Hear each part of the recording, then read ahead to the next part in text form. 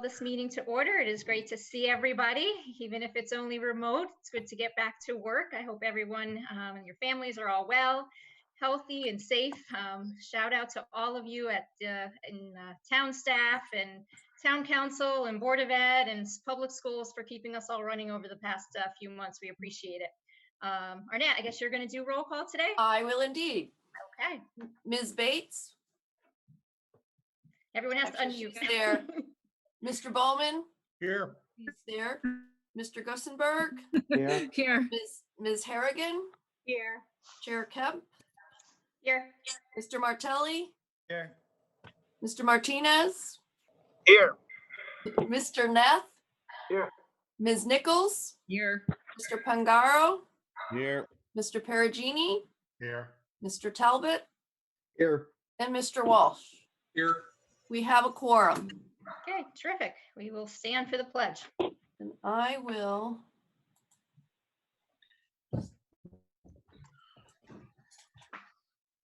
There you go.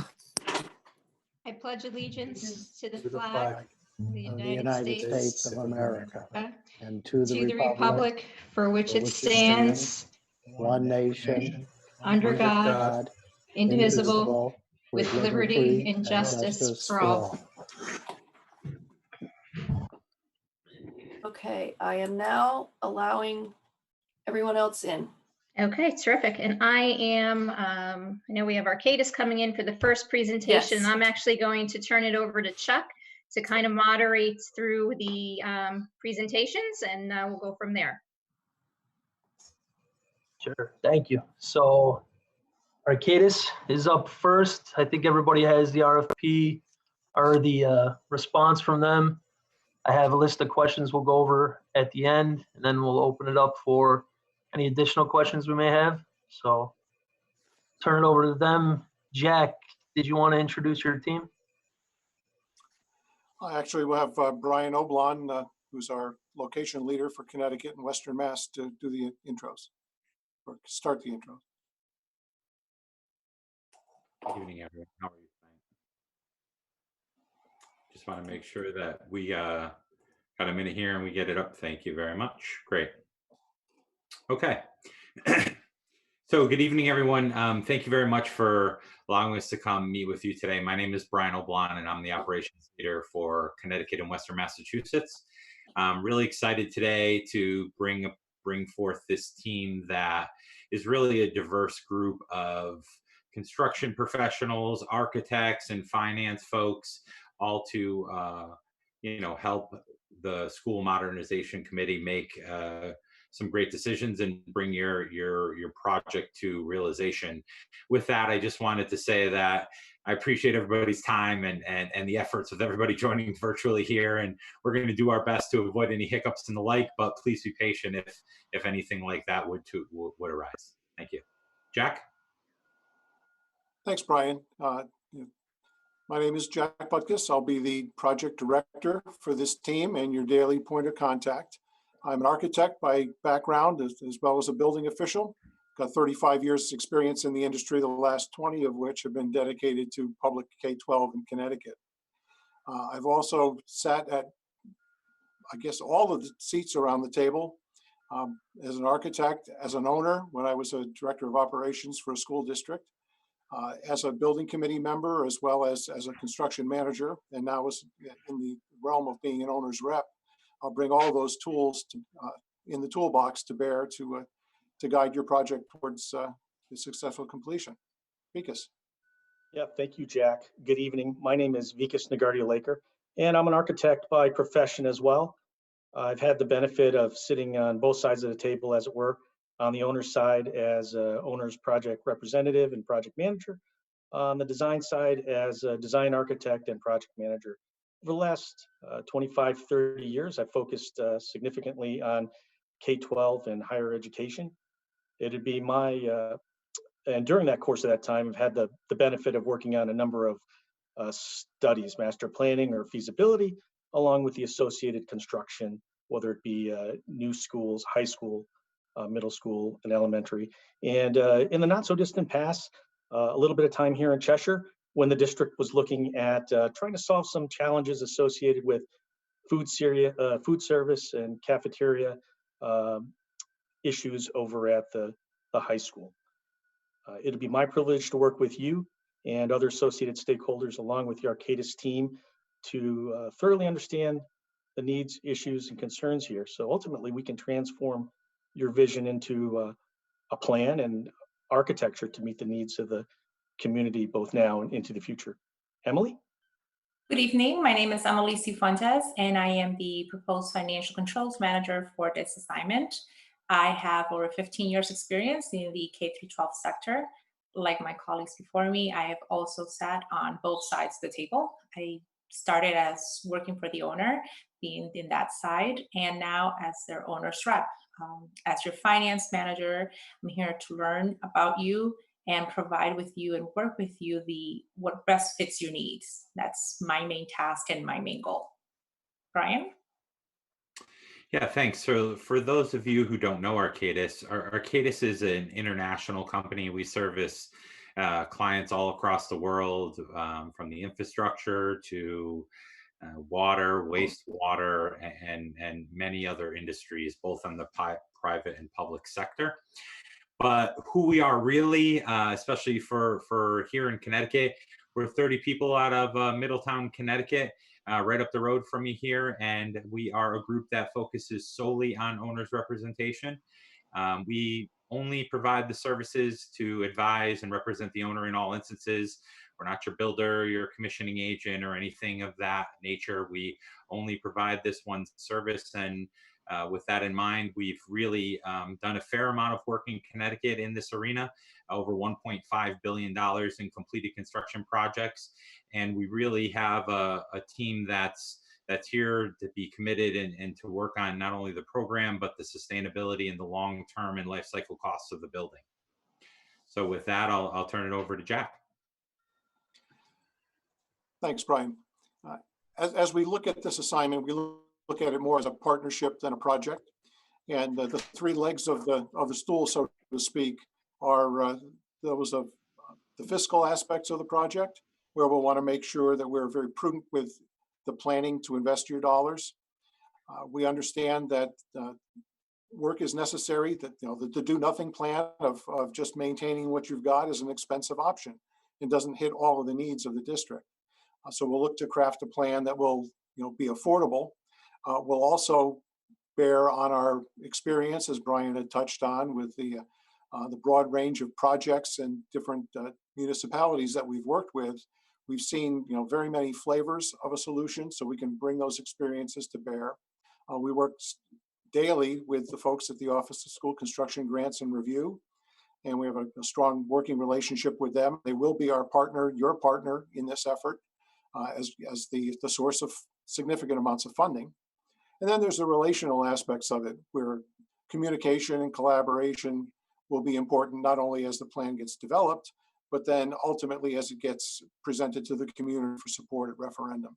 And we understand that needs to be holistic. We need to hit all the high notes in satisfying both your expectations as well as answering the questions of the community.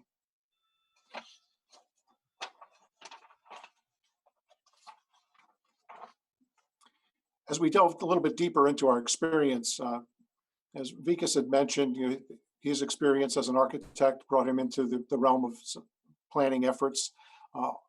Our experiences on a daily basis with our project management clients also brings us there.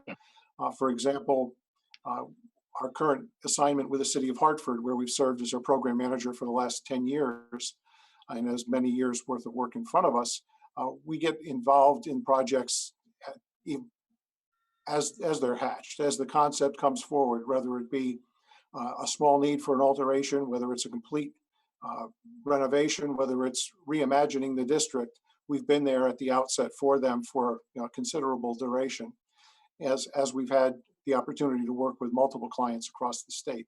In fact, personally, I've coming up now on almost 20 years since I participated in developing the master plan for the city of Bridgeport when I was involved there. And now, again, nearly 20 years later, looking at that plan having built itself out in relatively close conformance to what we envisioned back then. So it's satisfying to look over your shoulder and see that sufficient planning was done, and that things have remained flexible so that as needs change, the plan can be adapted. Vikas? Right. It's certainly been our experience that each community is unique, and we will come to understand specifically the issues and opportunities here in Cheshire. Collectively, these first steps are going to be critical to setting the foundation of the future development of K-12 education here in town. Certainly, one size doesn't fit all. There have been a number of studies that I participated in. The results have varied. In Killingly, ultimately, it was a new high school. In Region 16, it was both a new elementary school and additions and alterations to their sister elementary school in the neighboring town. In Thompson, it was additions and alterations to all of their facilities, high, middle, and elementary. And in South Hadley, they originally went into it thinking that it was going to be a new facility on a new site for their older learners. Ultimately, after engagement of all the district stakeholders and the school committee, the answer ended up being a new elementary school on the existing campus. That actually allowed them to expand their grade alignment, remove some of the burden from their other facilities in town, and revitalize what was an extremely old facility. They were able to tackle a number of issues by staying on the campus, by addressing longstanding traffic and security needs on the heels of, unfortunately, Sandy Hook. And they were able to kind of re-envision the exterior, the recreational facilities and amendments, and really turn it into, expand the offerings to the community as a whole, and tie into a local trail complex. Emily? To speak to our experience, a project on time, on schedule, and under budget is success. To a finance person like myself, the success to the town or the city doesn't come until the project is audited and closed. You know, a town needs its funding. A town needs a project to be closed. And that's important to myself. So to me, a successful project is completed only when audit is done.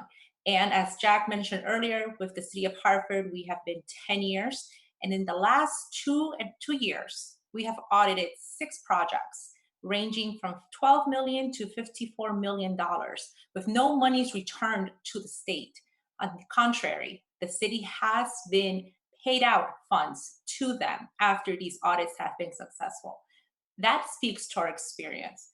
We have taken those building blocks and are now ready to expand, to create more success to our other towns and our other cities that are our clients. And to that, in next year, we are ramping up to prepare more successful audits for that client, with 2 projects worth over $100 million. And we expect nothing less than the current success that we are speaking of now. Brian? Yeah, sure. So just a couple other experience items that I think really ties into Cheshire is one of them being, the old Chicopee High School in Chicopee, Massachusetts. This was a planning effort and an eventual construction project that was bringing a school back into a 100-year-old historical building within the town. And, having those for the foresight to be able to look through not only what's there, but what could be hidden and the items that could come up, and really push that planning effort to make sure that we try to encapsulate all of the items that could, have an effect on a building that's 100 years old. This has some similarities to to at least one of the buildings in town currently. And then if you look to Barrows Elementary School, this was a planning program and an effort put together where we started with land procurement. So long before, we ever decided on what the educational specifications are going to be, or long before, we ever got to referendum, we had to identify the land and do those types of items. So, those 2 specific examples are really going to come to bear here in considering what you folks are trying to achieve here in the town of Cheshire. Vigas? Right, Brian. The reality and the opportunity are that the schools on average here in Cheshire are over 65 years old. The oldest one being circa 1912 and the youngest one being 1971. It'll be our job to validate the information on hand, refine it, generate additional touch points as we look to develop options, really explore options that are going to address both the immediate need and the future of education here in Cheshire. This is our opportunity to be proactive. Really, the cost of doing nothing is more than zero. And we want to work with you to maximize the value of your dollar and put that into setting the district up for the 21st century and try to minimize the amount of money that's going to Band-Aid items that are just popping up unexpectedly. We're going to have to look at some serious things like the district's desire to address educational equity. And ultimately, we're going to support both the students' needs and that of the community. Along the way, we need to also remember that along with all the folks participating now, there is another entity, and Jack mentioned it before, the OSCGR. They have a lot of experience with communities, and they have a vision on how they like to partner up with communities. Emily? Taxpayers. We are here to make sure that the taxpayers know from day one, as we work up to the referendum, what this will bring to them. As a taxpayer, we want to know if this investment is good. What are we investing on? What are we voting on? And it's our job to meet with the finance of the town of Cheshire and see what is the debt service profile. Figure out what projects are still open, what projects can be closed. Do we need to put those projects that still need to be open on a short-term bond instead of a long-term bond? What kind of bonds do we need to look at? How do we see these projects ranging from now to 10 years? Where do we see the town of Cheshire there? We need to just figure out a plan for taxpayers to go into that referendum vote and know what they are going to vote for, to be sure that their vote at the end for yes will mean that we will help the town of Cheshire be accountable for all the expenses, that it's not just a approval and off we go. No, we will always work with the town of Cheshire to make sure that every amount is accountable for. Brian? Yeah, thanks, Emily. And so we touched a little bit about community, and this is a really important point as far as what is the project understanding. I mean, I think that what we understand is that the buildings themselves, the places are going to be more than just places where the town of Cheshire educates their children.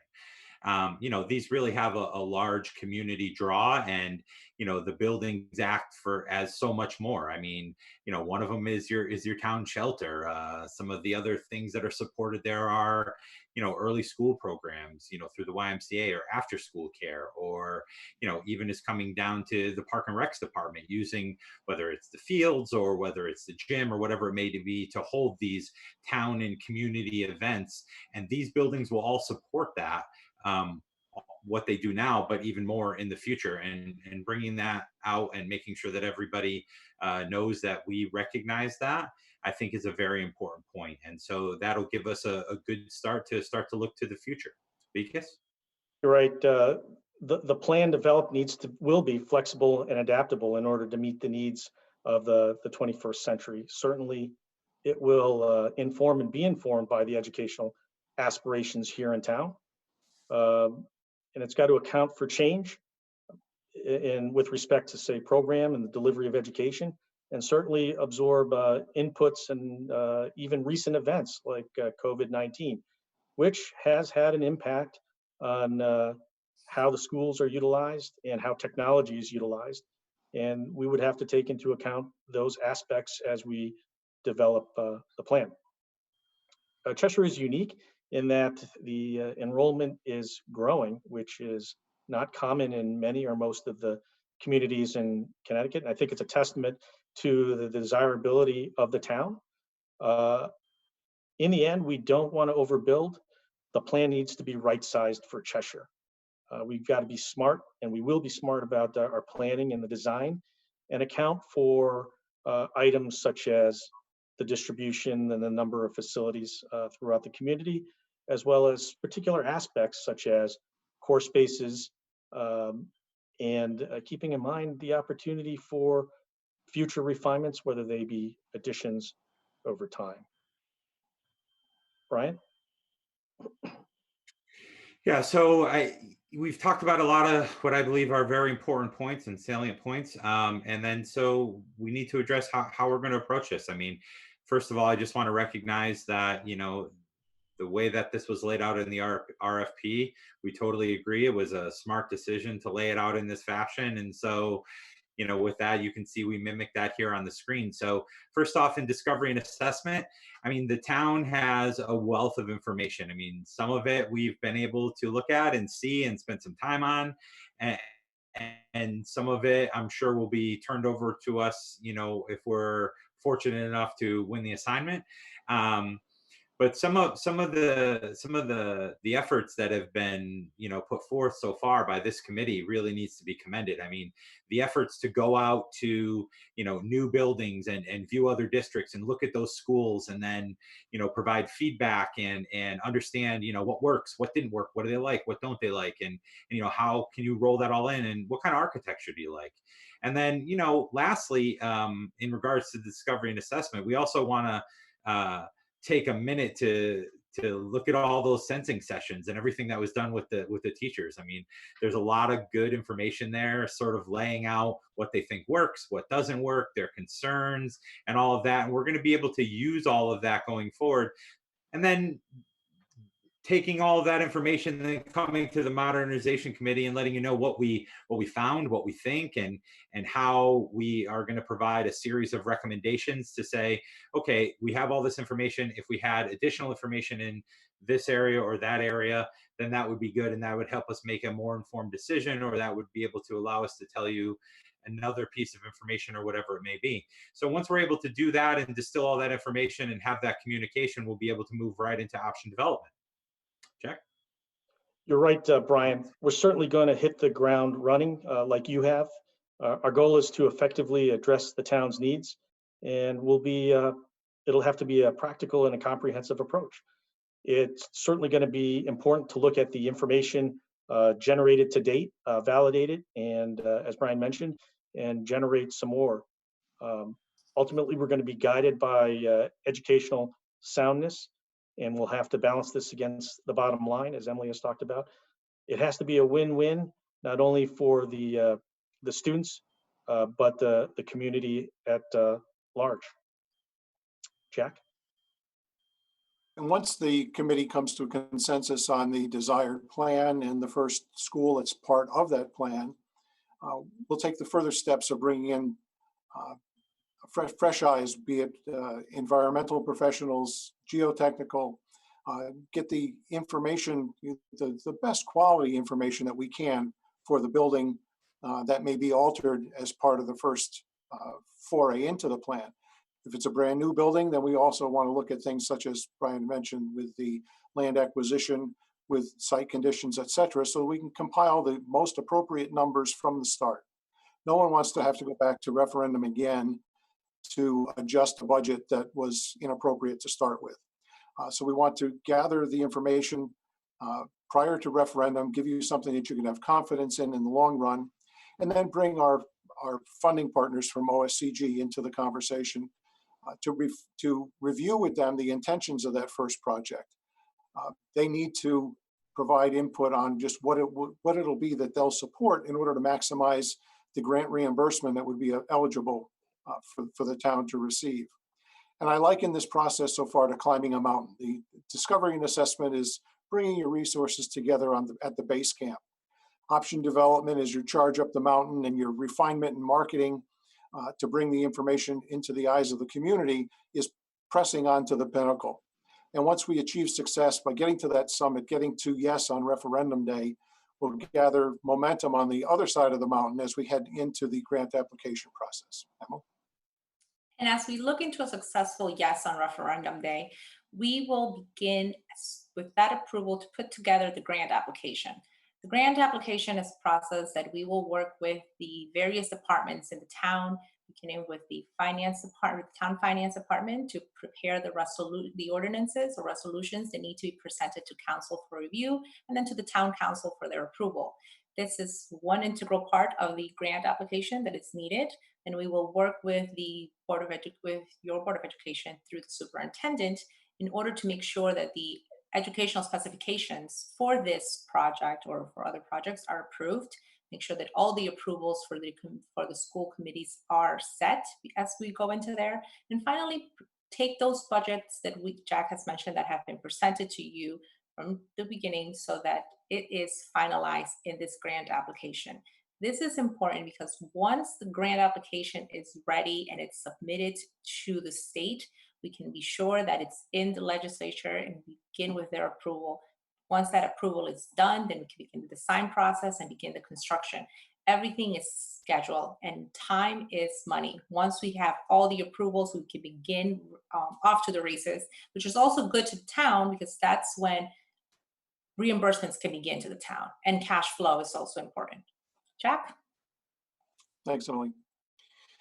To loop back to the community outreach portion of that refinement and outreach section of the assignment, first of all, I want to commend the town for recrafting the committee the way it exists today. Arcadis had been interested in the work in Cheshire since back in the late last decade, probably in 2015, 2016. We had some initial conversations with Vincent and with the superintendent, and had been paying very close attention to the master planning effort, which culminated in 2017. And we understand where that effort stumbled. And we're going to learn from those experiences. And I think the town has gone far in the right direction by having a broader constituency involved in the committee as it exists today. So we're going to begin with the end in mind, drawing on those lessons learned. And the end, of course, is yes on referendum day.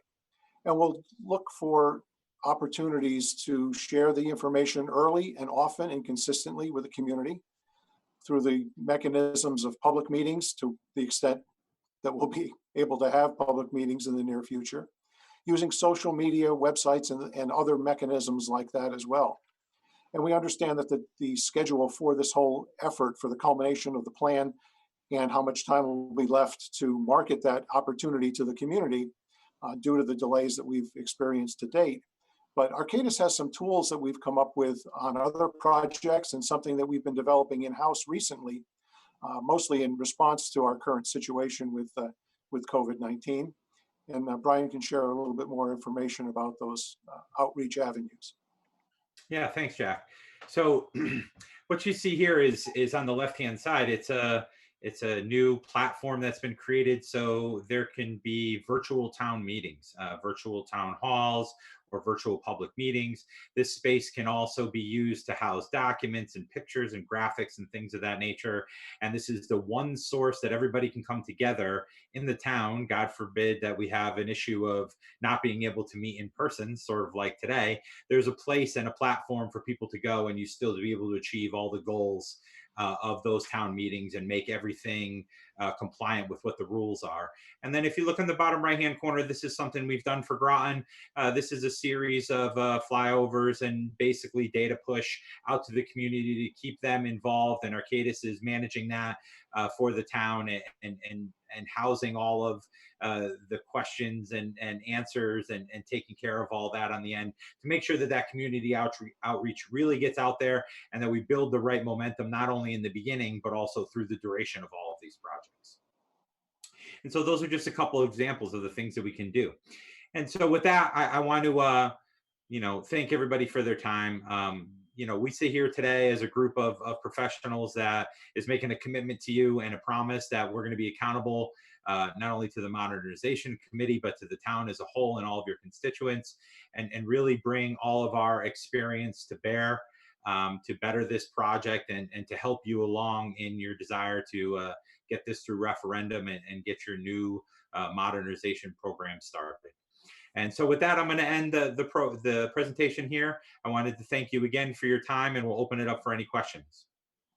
Thank you. Great. Thank you, Brian, Jack, Vikas, Emily. As I said, I got a set of questions here that we were got set up ahead of time, so you may have touched on it. But first question, what experience, if any, have you had with previous projects for the town of Cheshire? Brian, you want to tackle the questions and then we can pass them off, or? Sure, I can answer that one. That's not a problem. So we worked on, this is going back to maybe 2015-ish. Jack, correct me if I'm wrong, because I know you had some interaction there, but we worked on the Cheshire Pool, the new enclosure that you did. At the time, Keith Goldberg was the operations leader for Connecticut and Western Mass, and I believe he worked on that with a gentleman by the name of Fred Krompagel. And that is the only project of recent time that I know of where we worked in the town of Cheshire. Jack, did you have anything to add to that? That's my understanding as well. Got it. And Vikas, you had mentioned something about the high school cafeteria. Was that with a separate firm, or what was that experience? You're correct. Yes, that's when I was practicing architecture. And again, it was to look at the cafeteria, food service, and the dining experience in the high school, which if people are familiar, it's very challenging, and there's a lot of movement through that area, and a lot of students get served. Got it. Very good. Next one, Brian, I think this one would be for you as well. Sure. You kind of touched on it again, but can you reiterate, how do you plan to evaluate and take ownership of the work the town and the committee has already completed to date, including interviews with the stakeholders, visits to other districts, and the building assessments? And to what level have you been able to review the information we had? Yeah, sure. Well, I think that no information is bad information, first of all. But, you know, we've been able to spend a fair amount of time with it. I myself, because I'm sort of really focused on that whole discovery and assessment phase and sort of supporting the team as we all work together on this. You know, there's a lot of video and you have a lot of data out there and a lot of interviews. I've been able to watch, I'd probably say most of what's on your websites currently. I think that there's a lot more data out there that you may have from either the 2017 effort. You probably have some phase ones and things that have been done throughout the years, and then other known problems that haven't been vetted in the public. So the portion of taking ownership is really, you know, getting awarded, sitting down with you folks and really diving into that information, taking all the notes that we've already taken in all the videos and all the things, putting them into some sort of laying that all out where it makes that sort of have been repeatedly mentioned across multiple either sessions or in multiple visits to other schools or whatever it may be, and then really go from there. You know, and then grapple that next piece, which is saying, okay, what else do we need? And then work with your whole team to figure out how do we get there? Who do we hire? When do we hire them? Here's our suggestions, and really work through it in a collaborative way. And to add to that, I still have my notes from our evaluations when Keith Goldberg and I had meetings with Vincent and with the superintendent, and attended several of the sessions where the master plan was being discussed and revealed, and some assessments that we were making of some of the efforts that were suggested under that. So I think through that exercise as well, we've understood some of the things that were perhaps missed opportunities, things that we heard when the council provided their feedback on the plan, and we'll use those as warning signs along the path as we develop something new for you.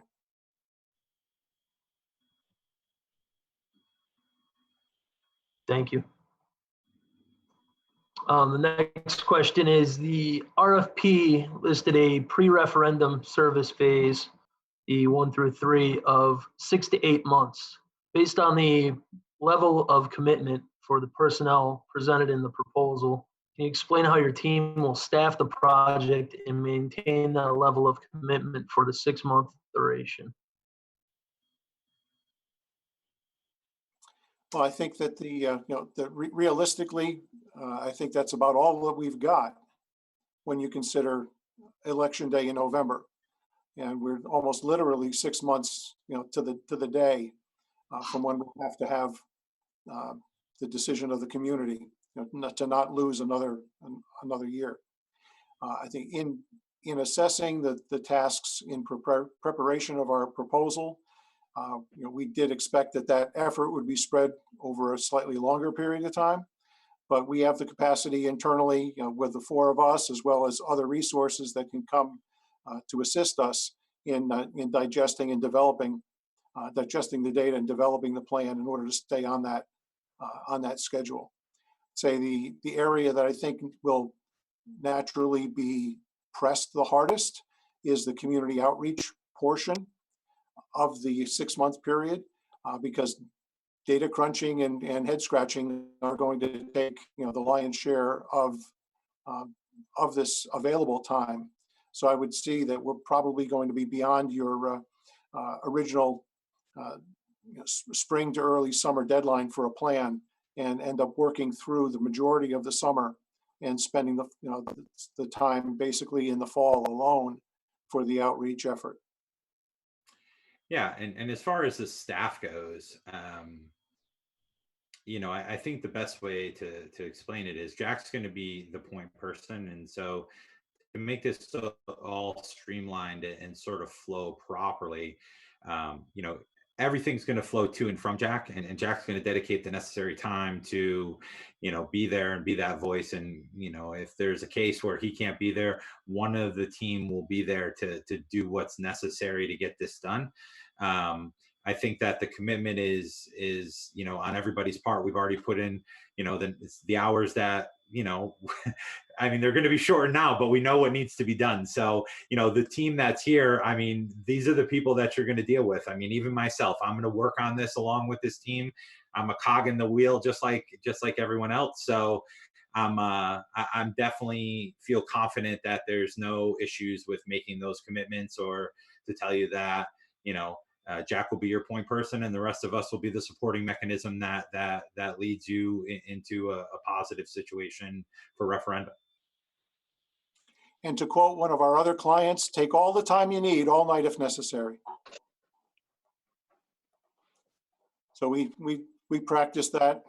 We understand if the calendar is short, the days need to get long.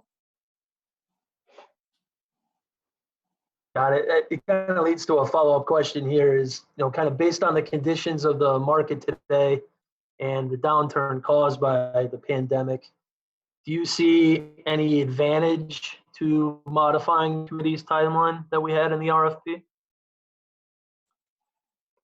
If the town were open to the idea of doing a vote at another time, and I say that only because I've had conversations with other municipalities that have been wary of election day as referendum day. And that is a different mindset. I know that there were several public comments made at some of the meetings at the schools where folks were saying, well, this is the right time. This is a national election. The maximum number of people are going to come out in order to vote on that day. Yet I've heard a different story from other towns that said, well, if we hold it on its own day, although there are costs for something like that, the only people who are likely to come out are those that are in favor of it. And therefore we might have a better chance. If it seems like it's a close vote within the community, we might have a better chance that the negatives will stay home and the positives will all come out. I don't know the chemistry within the municipality to know whether that's a concern of yours or not. But again, that if that were to be a decision,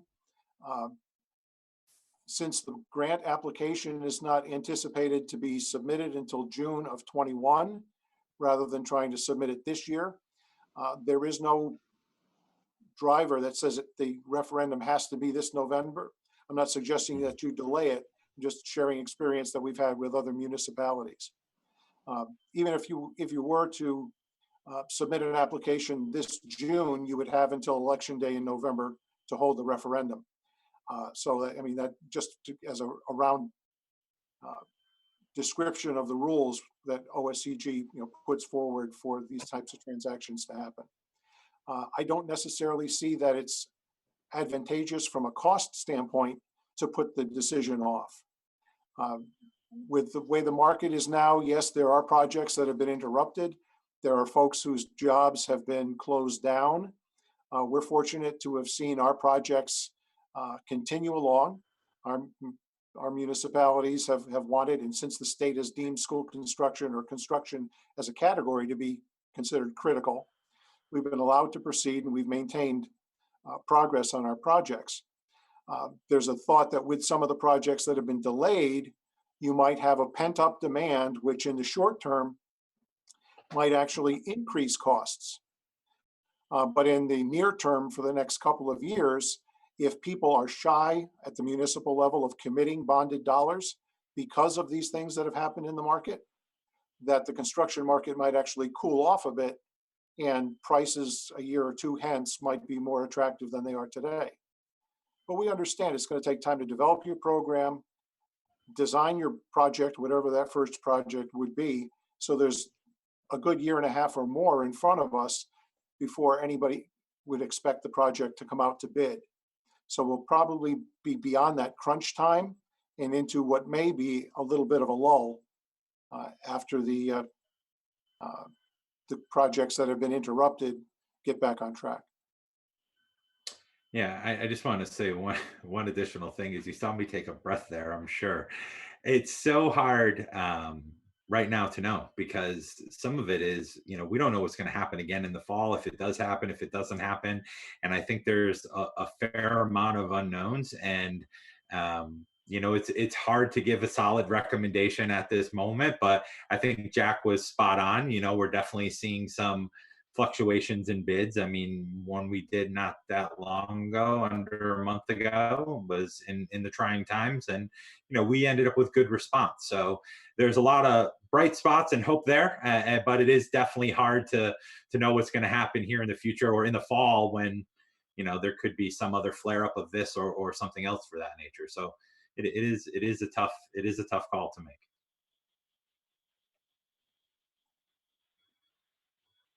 Got it. Thank you. Next question. The Groton Schools program listed in your project experience seems to be similar in size and scope to the services being requested by the town of Cheshire. Can you elaborate on the Groton Schools program and share your experience thus far with it? Our experience with Groton goes back probably about 3 years now. We were not involved in I'll call it their first referendum, where the 2020 program was approved. There were reasons for them to go to referendum twice more. One was when the site for the first of their 3 projects, which is a new middle school, that there was an issue with the purchase of the property. It was conversion from open space land that the town had and coming up with a land swap with a conservation agency that was advocating not to convert the project to use. And there were procedural issues that, even though the Attorney General was in favor of it and had signed off, there were other things that the town's legal folks felt it should go back to referendum again. So we helped them prepare the information to go after that effort. Then in their second phase of the projects, the 2 elementary school projects, the intent at the time of master planning and referendum was to renovate the 2 existing middle schools into elementaries. When we got involved, we started having conversations with the Office of School Construction Grants. And one of their steps when you're talking about a renovation is to do a cost analysis of the alternative of building new versus the cost of renovating an existing structure. And although some research had been done into that by the folks who had done the master plan, when we sat down with OSCG and looked at the variables and the risks, be they environmental cleanups and otherwise, and compared that to the raw construction dollars, the decision prompted by OSCG, frankly, was we're not going to we're not going to fund a renovation, but we will fund replacing those buildings with new as there's less risk for everyone. And because that shift of perspective from renovate to build new, again, the wording of the original referendum was reviewed by council, and council felt that it was not flexible enough to just assume that you could build new, even though it was a cost savings in the end. So we helped them to prepare another referendum to go out on that question alone. The dollars didn't change, the budgets did not increase in either case, middle school or elementaries, but we needed to go through the compilation and dissemination of information in order to support the second and third referendums for those reasons I stated. And since then, we've moved along with the construction of the middle school, which is on track, even in these difficult times, to open for the students in August. And we've just broken ground last week on the 2 elementary schools. Right now, we're building on the non-building footprint portions of those sites, and waiting to hear whether the governor is going to allow us to reopen schools for the rest of the school year or not. We're balancing out when we start the abatement and demolition of the existing buildings. But all 3 of those have maintained schedule. In fact, we actually cut a year off of the schedule that was in the original master plan, and we're able to fashion things so that the elementary schools could begin a year earlier.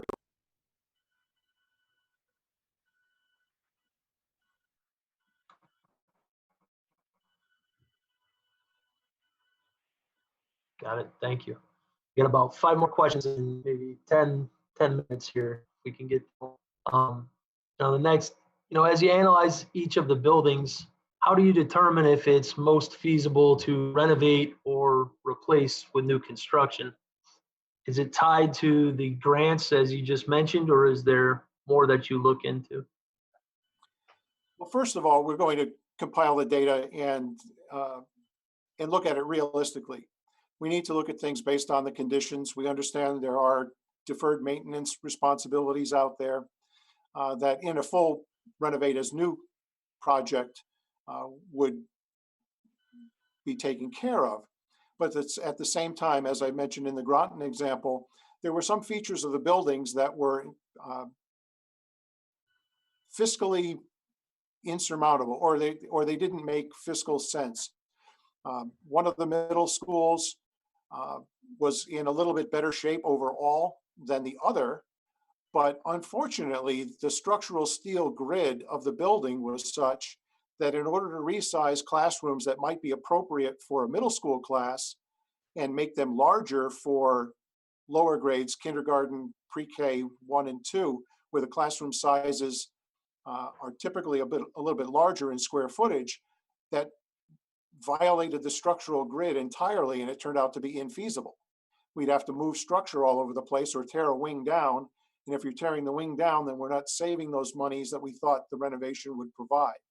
So we really need to look at it, kind of pull back the veil and look at the details more than just what's on the surface. Of course, then there's the other conversation with the grant folks at the state. And again, it comes into the realm of what are the risks? What are we going to find? Certain things you don't want to know about until you're definitely deep into the project and the students are out of the building. Other things are a little bit easier to take care of. And then there's the question of, does it make sense to do an empty renovation where we have the opportunity to bring a building offline, either through swing space or through redistricting that might make a building available, or whether we need to work around the students as a phased renovation while occupied. And again, that's something that takes a lot of conversation to understand. It's more than just looking at the drawings and a conditions assessment. That's something that's really more on the day-to-day, how do we want to live with this type of question of the district in order to make those recommendations. Thank you. The next question, one of the issues driving the plan for new construction in the town has been the change to a 6 to 8 middle school. How will you support the committee in analyzing this issue and make an instructional and fiscal decision? Sometimes the instructional decision helps make the other decisions for you. I think having gone through the walkthrough of the middle school and heard some of the comments, some of the shortcomings of the original building, understanding the tightness of the site, trying to add to what's there, may or may not work. Building something else on that site might work, whether it's an elementary or a middle school.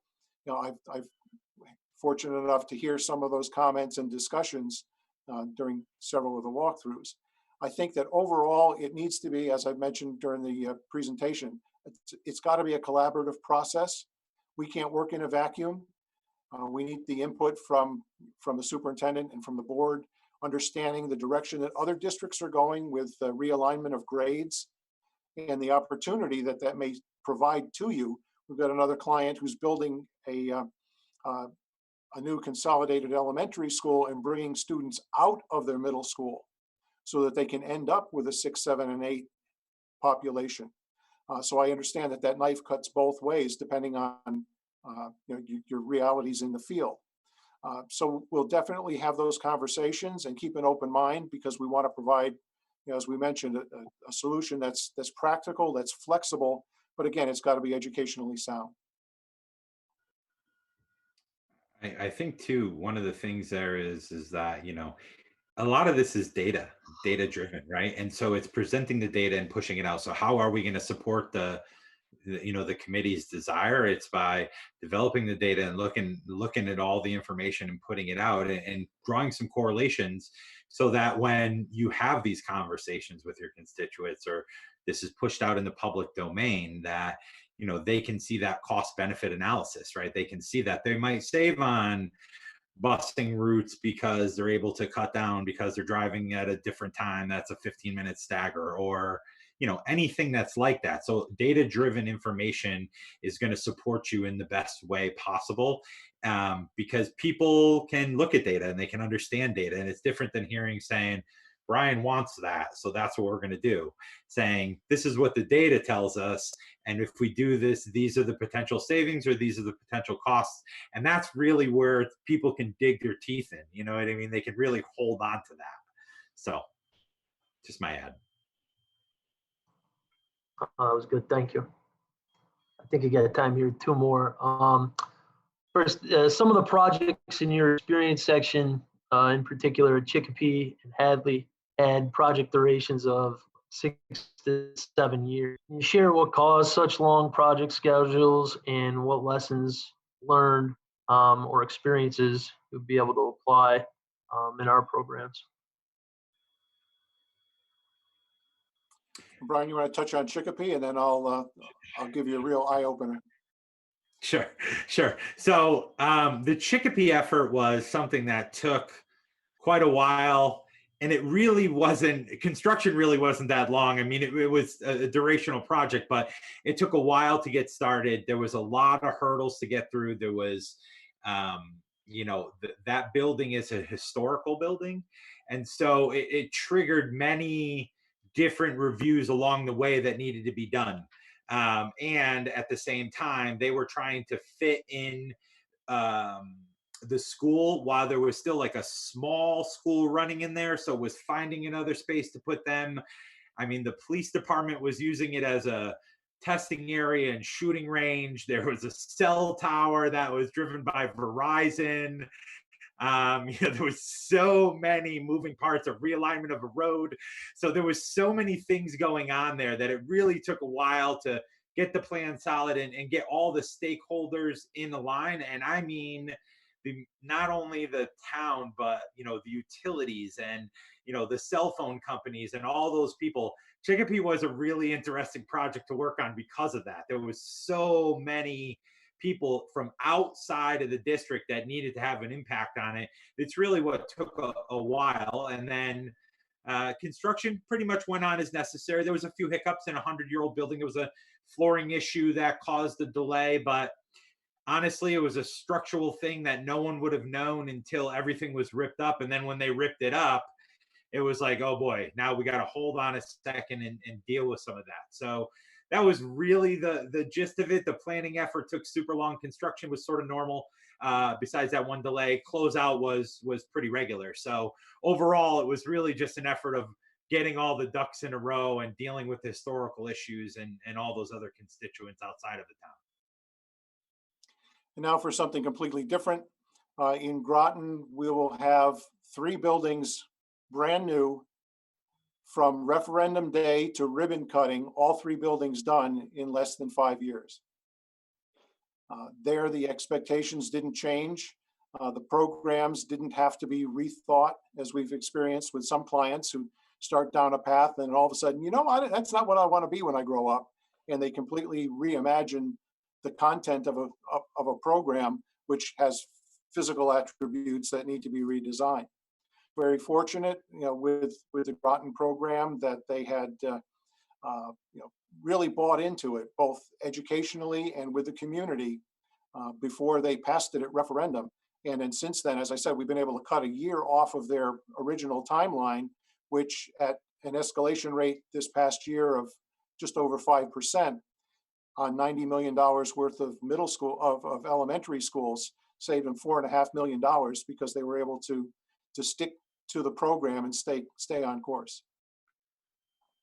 Vikas, do you want to touch on the other one? I think you mentioned South Hadley. Yeah, we had touched on Hadley there, but I think we're pressed up against time here. So I would just end with one other comment is the proposal form stated you had some exceptions being taken, but there wasn't a separate sheet attached with the exceptions.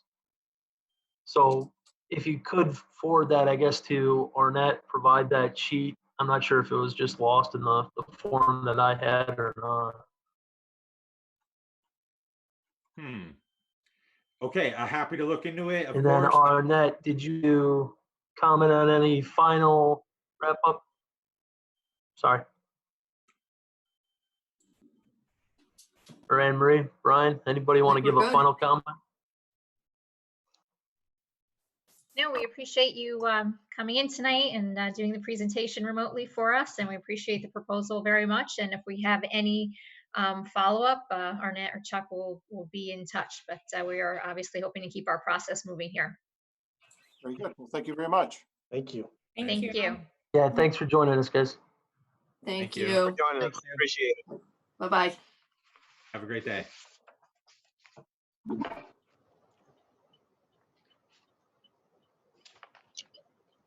Okay, I am letting Colliers in.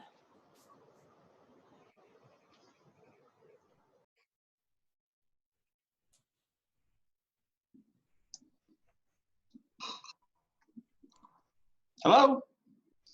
Okay. What's going on, Mark? Hello. Hi, Mark. Hi, everyone. Good to see you again. And Chuck is in now, so in a moment we should have everyone.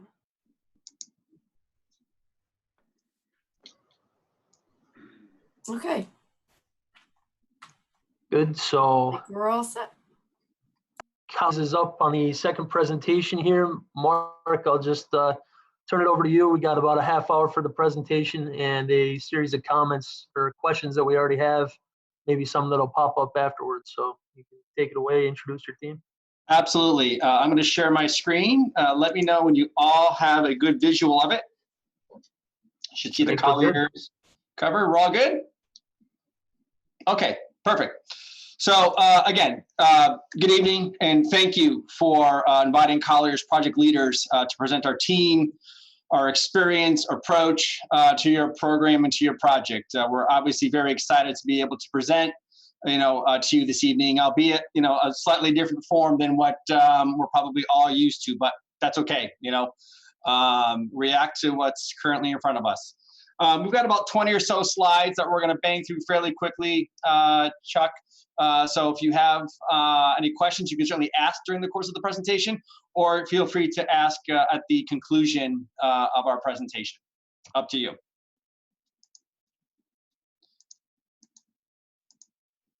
Okay, moving to the next slide.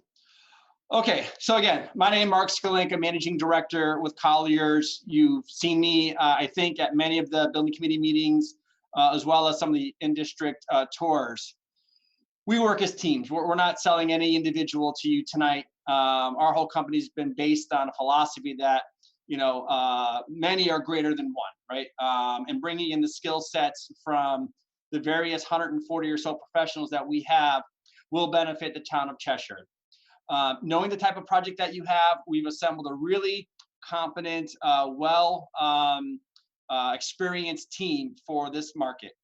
Chuck Warrington, who you've met, is our director who oversees the majority of our K-12 work in Connecticut. Scott Pellman, a licensed architect, senior project manager with us, has extensive experience in the K-12 market for us as well, as does Kate Turner, project manager who oversees education and K-12 projects for us as well. So in addition to, again, the four of us that are being presented tonight, know that you have the resources of a variety of engineers, construction professionals, facilities representatives, all that work within Colliers to help and guide us towards the end solution for your project. Next. Experience is key. With any consultant that you'll hire, you're going to want to hire, you're going to want to make sure that you've got a firm that understands what it is you're looking for. And as you can see from this graphic on the image on the screen, we have extensive experience in the K-12 market. Just in Connecticut alone, you can see the image of the state of Connecticut and the yellow dots representing, our Connecticut K-12 projects. Outside of just the K-12, it's over 400 education projects, $3 billion of construction value. And the list on the left, it just highlights some of our more recent K-12 projects.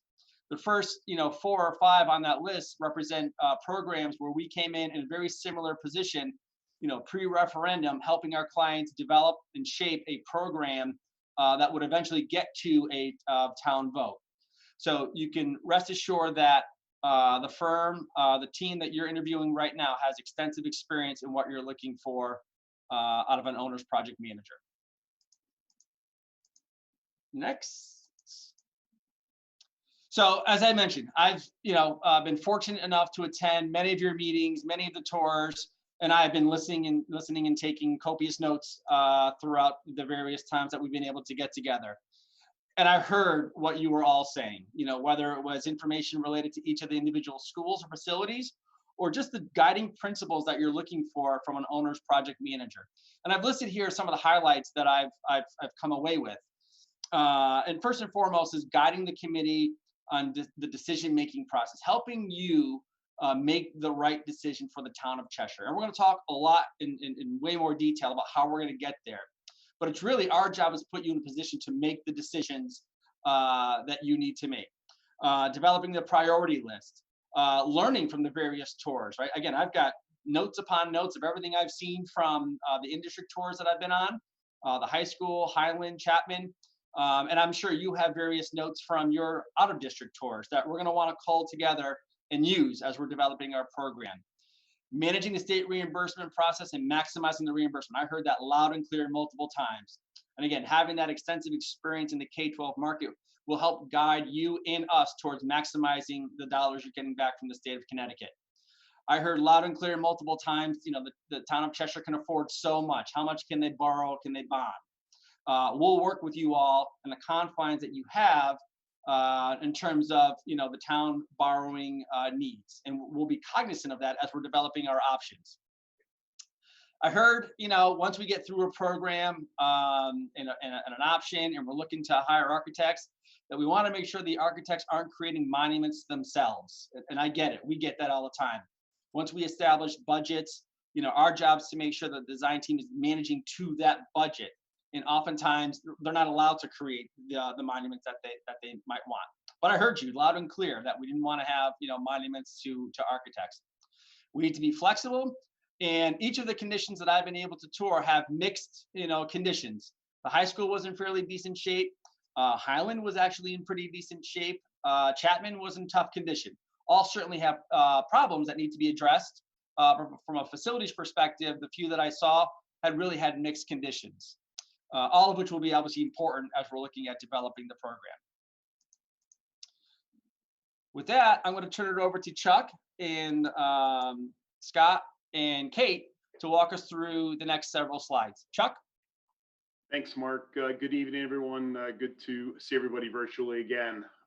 Yeah, so the project understanding, obviously we've met with you folks and attended some meetings already, but looking through the RFP and your additional information that was posted with it, it gave us a deeper sense of the needs in the district, and we're familiar and used to seeing that. Obviously, you have 8 schools in the district that are on average over 50 years old. There's been some improvements to some of them over the years, and that'll have to be evaluated. And Mark alluded to some of those that are in better conditions, but they're still 50 years old and certainly need some attention. One thing we notice, and kind of comparing, looking at some of the old Perkins Eastman studies and looking at the capacity, is that they're roughly about anywhere from 50, 60, 70% capacity, depending on what numbers you look at. But looking at the space standard and looking at the enrollments projections from NESDEC, certainly like the high school, middle school, we're seeing their right size. We're seeing about 92 to about 95% space standard for the 8-year max moving, looking outwards. And that's a good sign for those. So, you know, it's an interesting dynamic when you look between what your capacity is versus what your space standard is. So the capacity analysis doesn't necessarily mean you're not right size. It looks like you are, at least for those two. And we'd have to get further breakdown from NESDEC on the elementary schools to do a deeper dive. But we understand we want to develop multiple options to modernize your schools, looking at different variations of renovation, potentially build new, also potentially redistrict or closing of a school.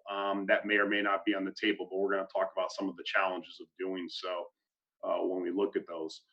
Ultimately, and obviously with the last 2 months with our current COVID situation, last we knew the goal was to do a referendum in November 2020.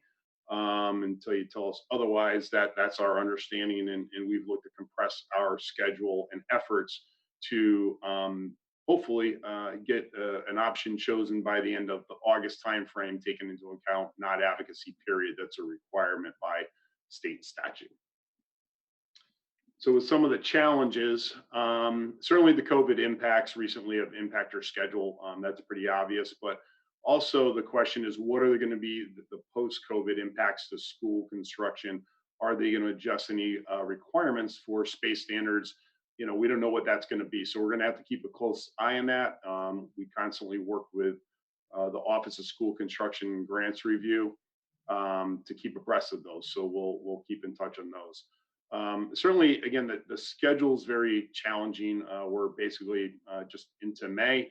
And if we're going to meet that November timeframe, again, we're estimating the end of August, early September to develop the multiple options, develop the plans, the specs, the ed specs, budgets, and have the town council vote on that hopefully successfully.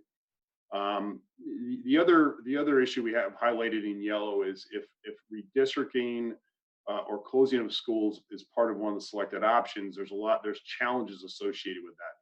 Those plans, typically we see communities pushing back on. In our history, we've seen that many taxpayers they like their local schools and they don't like to close them. So we'll have to approach that type of option very carefully and look at the challenges associated with it. The other is the time frame of this whole entire plan. When you talk 8 schools, most districts can't do them all at once. So it's a matter of prioritizing who goes first, who goes last, what are the priorities, and that's what this study is about, is which schools have the biggest need, and what's the priority. Then ultimately, what's your debt impact and tax impact to the taxpayers, and that's the bottom line, is how much it's going to cost. Next. So in the phase 1, we're going to kind of walk through this per the RFP. In the phase 1, obviously we'll be reviewing the existing studies from Perkins. doing some field visits and interviews with the district. As you can see in the graphics here, we started already pulling some information, looking at your enrollment studies and trying to get a feel for where the district's at. We'd want to confirm your existing conditions. What's the building areas? Confirming those to make sure we're starting from the proper information. Looking at your site, the size of your sites to make sure we understand what the acreage is against the EDO 050, which is that first graphic. Definitely review the enrollment projections by NASDAQ. We've already taken a look at those. We're understanding that through time, high school appears to be decreasing in enrollment, and then your pre-K to 8 is increasing over time over the next 8 or so years for that. We would definitely have to request a school by school enrollment for the elementary schools. That's not included in the report that we saw. We would certainly recommend staying with NASDAQ on this if we're maintaining a November timeframe, because they already have the information available and can update that. It should be in a relatively short timeframe for that. And then just reviewing your GIS mapping. Again, a lot of these activities we've already started looking at in preparation for tonight, and looking at wetlands, floodplains, drainage, etc. Scott? Thank you, Chuck. Well, as Chuck had mentioned, we started taking a little deeper of a dive into some of the information. And one of the critical aspects is going to be the enrollment projections and how those are going to determine what we can and can't do. What you see before you is a chart where we've just pulled out some of the information. Chuck already mentioned the age of the schools. I know a couple of the elementary schools and middle schools were renovated last in the mid-90s. High school 2006, but certainly a lot of the facilities, although well maintained, do require some attention. When we looked at the Perkins and Eastman reports, they had provided two numbers specific in their reports to building capacity. One was a low, one was a high. What they did is they took the number of classrooms and just multiplied it by either 20 students in a classroom or 24. It was interesting because when we took a deeper dive into your EDO 50, which is what the state has on file for each one of your buildings, we saw some discrepancies. The state typically had lower populations filed. There was some other discrepancies. So again, as far as that initial phase, taking a deeper dive into the information, we need to get back into the district, really determine what are the capacities of the school. Certainly you can't count a classroom at 20 if it's being used for special education, reading resource. A lot of what could be a full-size classroom may be limited as far as student population. So that was giving us an initial blush of 56 to 70% utilization.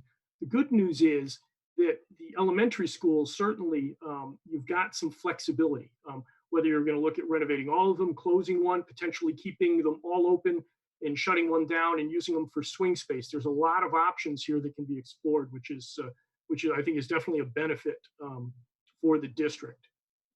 Next. Thank you, Mark. So as I mentioned, enrollment is a critical factor. And what we do is we use the form that the state has. This is a representation of that form from the state, the space standard. And depending on the size of the school, the population of the school, and the grade level, you select off of a chart and you enter it into a formulatic spreadsheet that the state has provided, and it tells you how large your school can be based on a certain population. Again, as Chuck had mentioned, we know that the population is going to be declining till about 2022, then it's going to start rebounding. The high school continues to decrease, but by 2029, you're going to be at almost 2,400 students at the elementary school level, where you're at about 1,900 now. We plugged in the highest estimated student population from the NASDAQ report. You're allowed to take the year after you file your grant application. So we're assuming at this point, if you filed a grant application in the spring of 2021, you would use the fall numbers, the fall projected numbers. The high school is at its max at that point at 1,343, and it continues to decline. Middle school kind of rebounds, comes back up to 699 in 2028, 2029, and the elementary school is 2728, again at that 2,400. So you plug those numbers in, You multiply it by the maximum number of students and it spits out a building size. And as Chuck had mentioned, the middle school and the high school are actually very good sized, very appropriate for the student populations that you have. Did a real quick, interesting exercise and just said, assuming maybe we eliminate one of the elementary schools, you go down to 3 instead of the 4. At 2,400, that would be about 800 students a school. Plug that into the space standard, it gave us a school of about approximately 100,000 square feet. So we look at how that compares. You look at how that compares to Highland, which is about 106. The state says Highland should be able to handle 860 students. So it would seem like Highland would be kind of the appropriate size school if you were going to do 3 elementary schools. And then just one option, certainly one way you can go. Next slide, please, Chuck. So within the pre-referendum phase, one of the things we're going to need to do early on is talk about renovator's new status. When you're doing a renovation project, without renovation status, anything that's a repair or replacement, if it's not code related, wouldn't be reimbursed by the state. Now, the one thing that we feel very strongly about is partnering very closely with OSCG&R. We'll get Michelle Dixon and Costa to come out and walk the schools with us. Again, the last reimbursement rate information I was able to pull off the website, I think was in 2017, where new construction was about 36%, renovation about 46%. So certainly pursuing a renovation status, determining if that's capable is going to be a critical aspect of this. And the Office of School Constructions right now is really pushing towards consolidation. They're gonna ask you, do you have capacity in all of your schools? They're not going to pay to renovate 4 schools if you have enough capacity to go down to 3.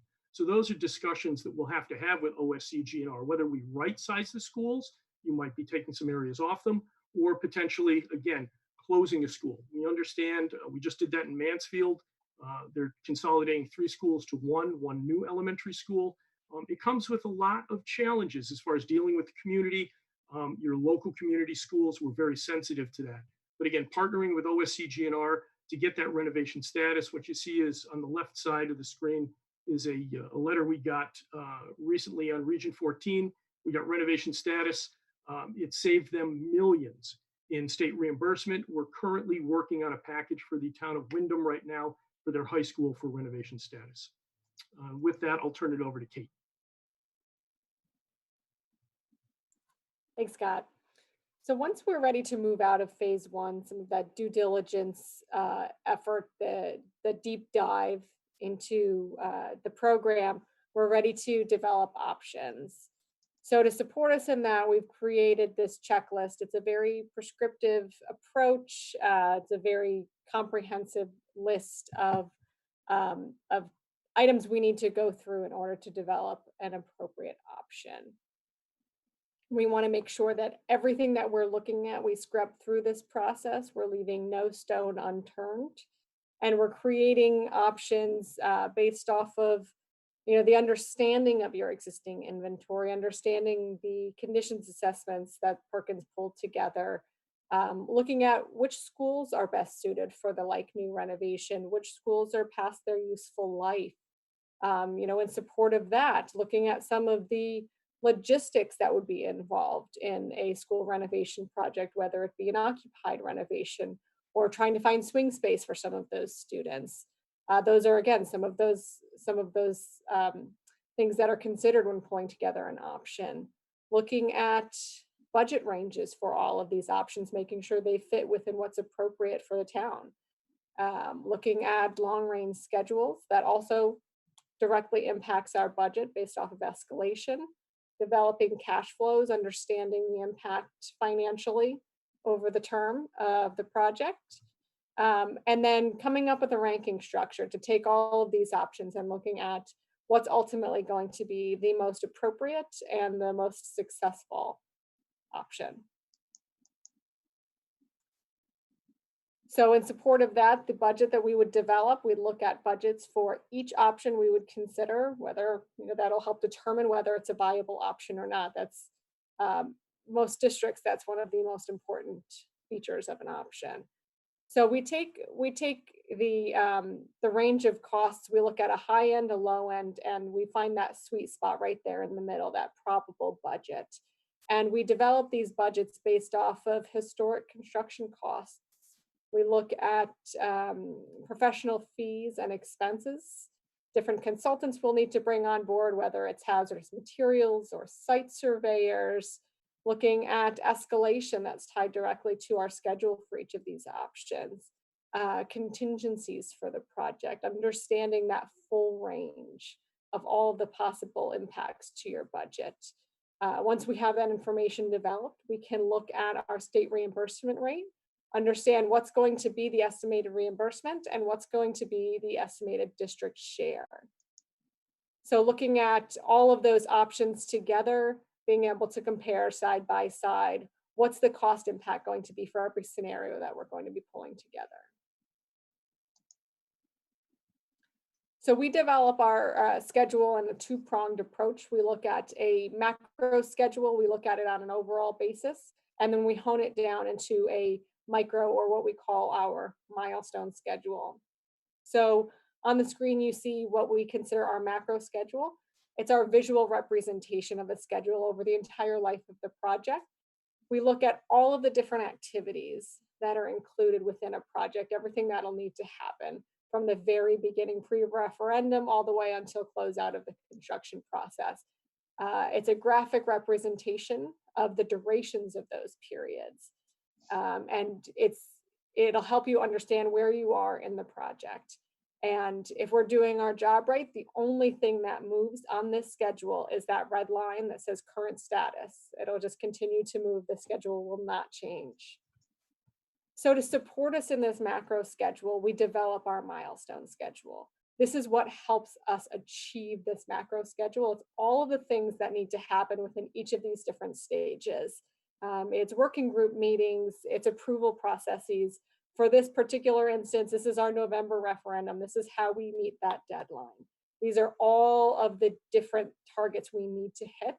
And this is how we keep our team accountable, making sure that everybody is doing what they need to do, when they need to do it, so that we can go out and have a successful referendum in November.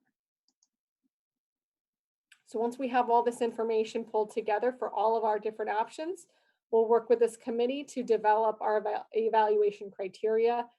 Again, project cost usually is a very important one. Security is obviously a very important project. Disruption to the students, disruption to neighboring communities, or how it fits within the neighboring communities. Educational support, how does it best support the curriculum? And then this group can take all of that information and everything that we've pulled together and evaluate it. You can see here, very easy to understand, color-coded matrix, green being good, red being bad. Very easy to understand what's the best fit here, what's going to work best for your district, what's going to be the best supported option for your town. And we'll give you all of the information you need to help make those decisions. Thanks, Kate. So, once we've assembled and we've done our initial dive into all the information, we've gone through the matrix, the initial schedules and budgeting information, we've got to sort of work our way into an option or refined option or options. And with that may come some additional work that we need to do. We may, if we're putting on building additions, want to put a proposal out and get some geotechnical information. Hazardous materials. We want to make sure that there's no surprises, that when we develop the final project budget that goes to referendum, that budget is solid, that budget is tested. You can see here, Kate had a picture of the high-low probable. This is a little bit more of a detailed estimate that we fill out with all construction and all soft costs, anticipating those soft costs. We've been very, very successful with our project budgets. So we'd be looking to refine the project budget, refine the schedule, bring on any of those additional consultants. We can also assist you in developing the ed specs. I just helped complete an ed spec for the town of Windham for their Renovators New High School renovation project. We did one last fall for Mansfield. We actually have a consultant that we work with that can help us with that. The other thing we're going to want to determine is sustainability and energy efficiency goals. Currently, right now, I'm very excited to say I'm working on the first net zero school in Connecticut. I think it may be in New England, at least public school. So having those discussions, where do we want to be in sustainability? What are our goals? Because we've got to make sure that we account for that. If we have a goal and we set that goal, we've got to make sure we have a budget that can afford us to achieve that goal. And then developing the final cash flow. The cash flow, not just for pre-referendum up to design, but throughout the project. So we have that ready to present to the public. Next slide, please. So pre-referendum services, once we've really established the project, and really this starts early on with meetings with the community, keep them informed. It's all about communication. It's all about listening to the constituents. We've got to make sure that what is being put out there is going to be supported by the community. We understand what is the benefit to the town, what are the clear costs, what are the impacts to the taxes. Another thing that'll be critical is working with an established PAC. We need to generate interest throughout, and we can work with a PAC, we can work with the PTO, all other constituents throughout the district to help the referendum be successful. But it's clear it's all about communication and anticipating those hardline questions.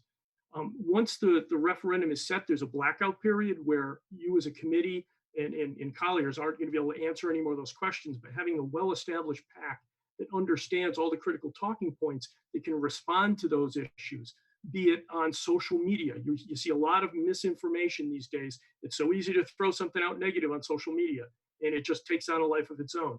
So having an established PAC and people that understand the talking points and what we're trying to achieve as a final goal is critical to shooting down some of that misinformation.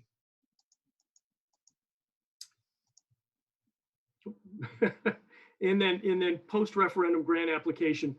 Again, we're currently assisting Wyndham right now in an update of their grant application. We will assist. There's 3 resolutions that will need to get passed once the referendum passes, authorizing the grant application. It's all done online now, where you work with the superintendent. We have the forms that we've downloaded, so we fill them out ahead of time. We gather all of the information. We'll give that to the superintendent. We'll sit with the superintendent side by side, enter the information online. We'll prepare the public school cost construction database. There's a grant application estimate in a format that we're very familiar with. That we will enter that online, gather all the additional information. When, again, we talked about procuring some of those services, environmental phase 1s. We'll need an SCG 053, which is a site study, which includes some deep and some FEMA mapping, help pull that together, as well as the educational specifications that we just talked about. And then we'll certainly be there step by step to make sure, working with Michelle Dixon, we want to make sure we get the grant application in early. It's got to be in by June 30th. I don't want it in on June 28th. Michelle Dixon will shoot us if we do that. We got to get it in, late May, early June. Check in with Michelle. We've got a great relationship. We want to partner with them, keep them involved in the process. Say, Michelle, how's it look? We in good shape? They don't like surprises. We don't like surprises. And with that, I'll turn it back over to Chuck. Nope, I'm going to take it. Thanks, Mark. So thank you. Okay, so I'm just going to get us to, I've got a couple more slides and then we'll be done. So we took a look at our fees and made a few adjustments based upon the fact that we're obviously starting a couple of months later than when we originally anticipated, and still holding on to that November referendum date. And we broke our fees down a little bit more than what was previously submitted, so you can see in a transparent kind of way how we develop our fees. It's essentially, the staff, the man hours, the rate, and then the total fee. So you can see for phase 1 and phase 2, we're estimating about $41,000 worth of services. Whether it's phase 1 or phase 2, or phase 3, or post-referendum phase 4, all of these are estimates, and as I noted in our submission, we would be willing to work on an hourly basis with these being considered a not to exceed. So if we put in less time, you obviously don't have to pay for our services for the time that we don't put in. And as I mentioned, for phase 3, again, it's the option refinement, the marketing of the program, or the first phase. You can see we estimated hours, rate, total, summarizing about $29,820 for phase 3. Our post-referendum phase fee of $14,400 remained largely unchanged, and that was literally, a month's worth of effort of collecting all of the information that Scott just spoke about and getting that turned over in a fairly seamless way to the state of Connecticut. So I just wanted to address, our fees for a second. Second to last, this is a new world for all of us. I mean, you're all working, remotely, I trust, for those that you can. We have been, for the last 6 weeks, we have been meeting exclusively remotely. And we've been guiding, in some cases, our clients to run these meetings, right? How do we set up a process that establishes, the right way to get information shared and decisions being made, right? We're no longer, or at least not now, sitting in a room talking about stuff and a vote is had. So we've got to be prepared to share all of the information that's required for you all to make decisions in a remote fashion until others say otherwise. So we've been doing this for 6 weeks. We've developed a structure and a time frame for these meetings. We can use multiple platforms, whichever makes the most sense. But the key here is maintaining communication. That is the utmost important for any project, is making sure that the communication is flowing so that decisions can be made in a timely fashion. And then with that, I just want to say thank you. The last pitch as to why us, you probably heard this in January, and I'll repeat it again. We have extensive experience in this market. We have the right team assembled for this assignment.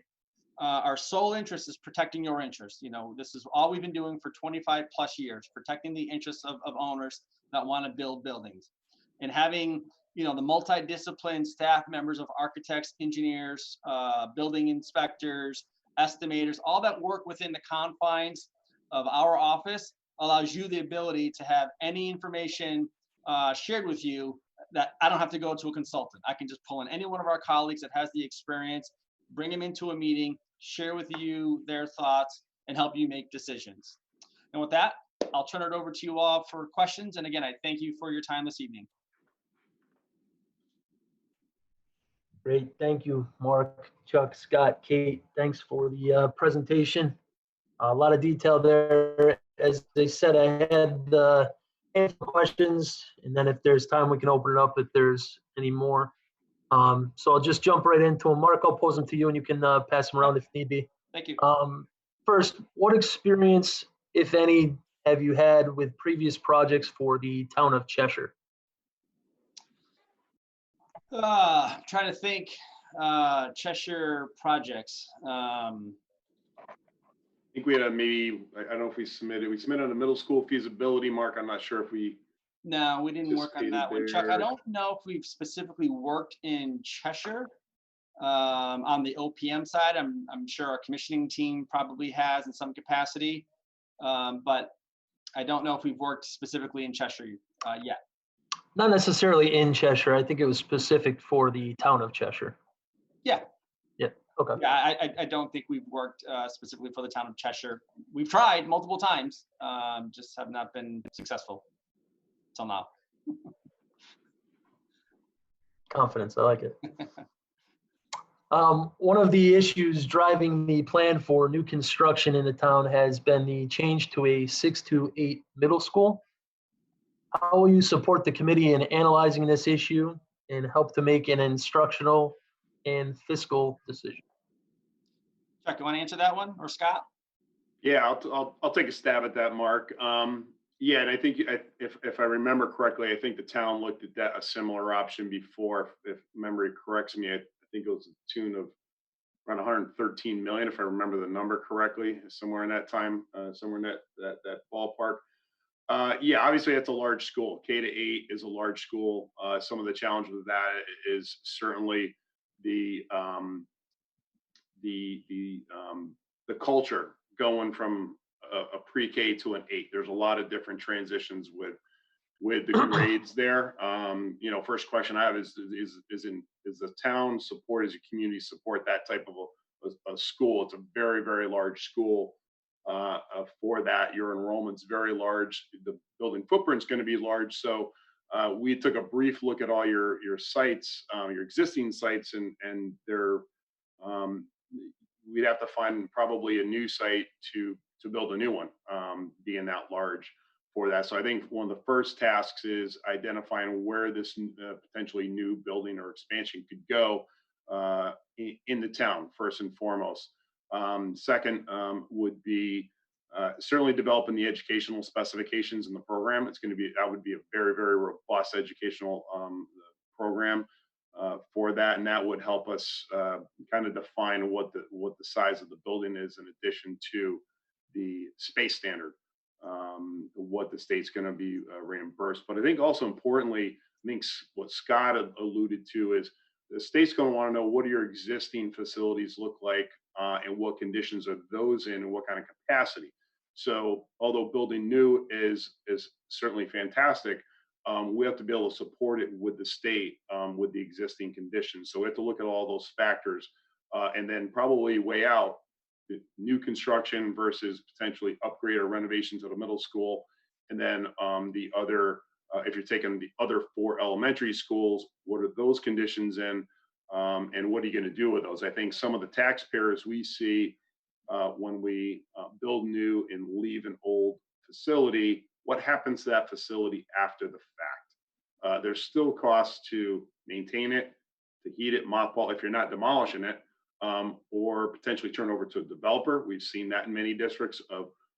Is that a possibility as well? So there's a lot of factors that will go into building a new one and taking offline 4 elementary schools, maybe the pre-K as well. And then certainly from the estimating side, we have historical background with dollar values that we can develop your total project budgets.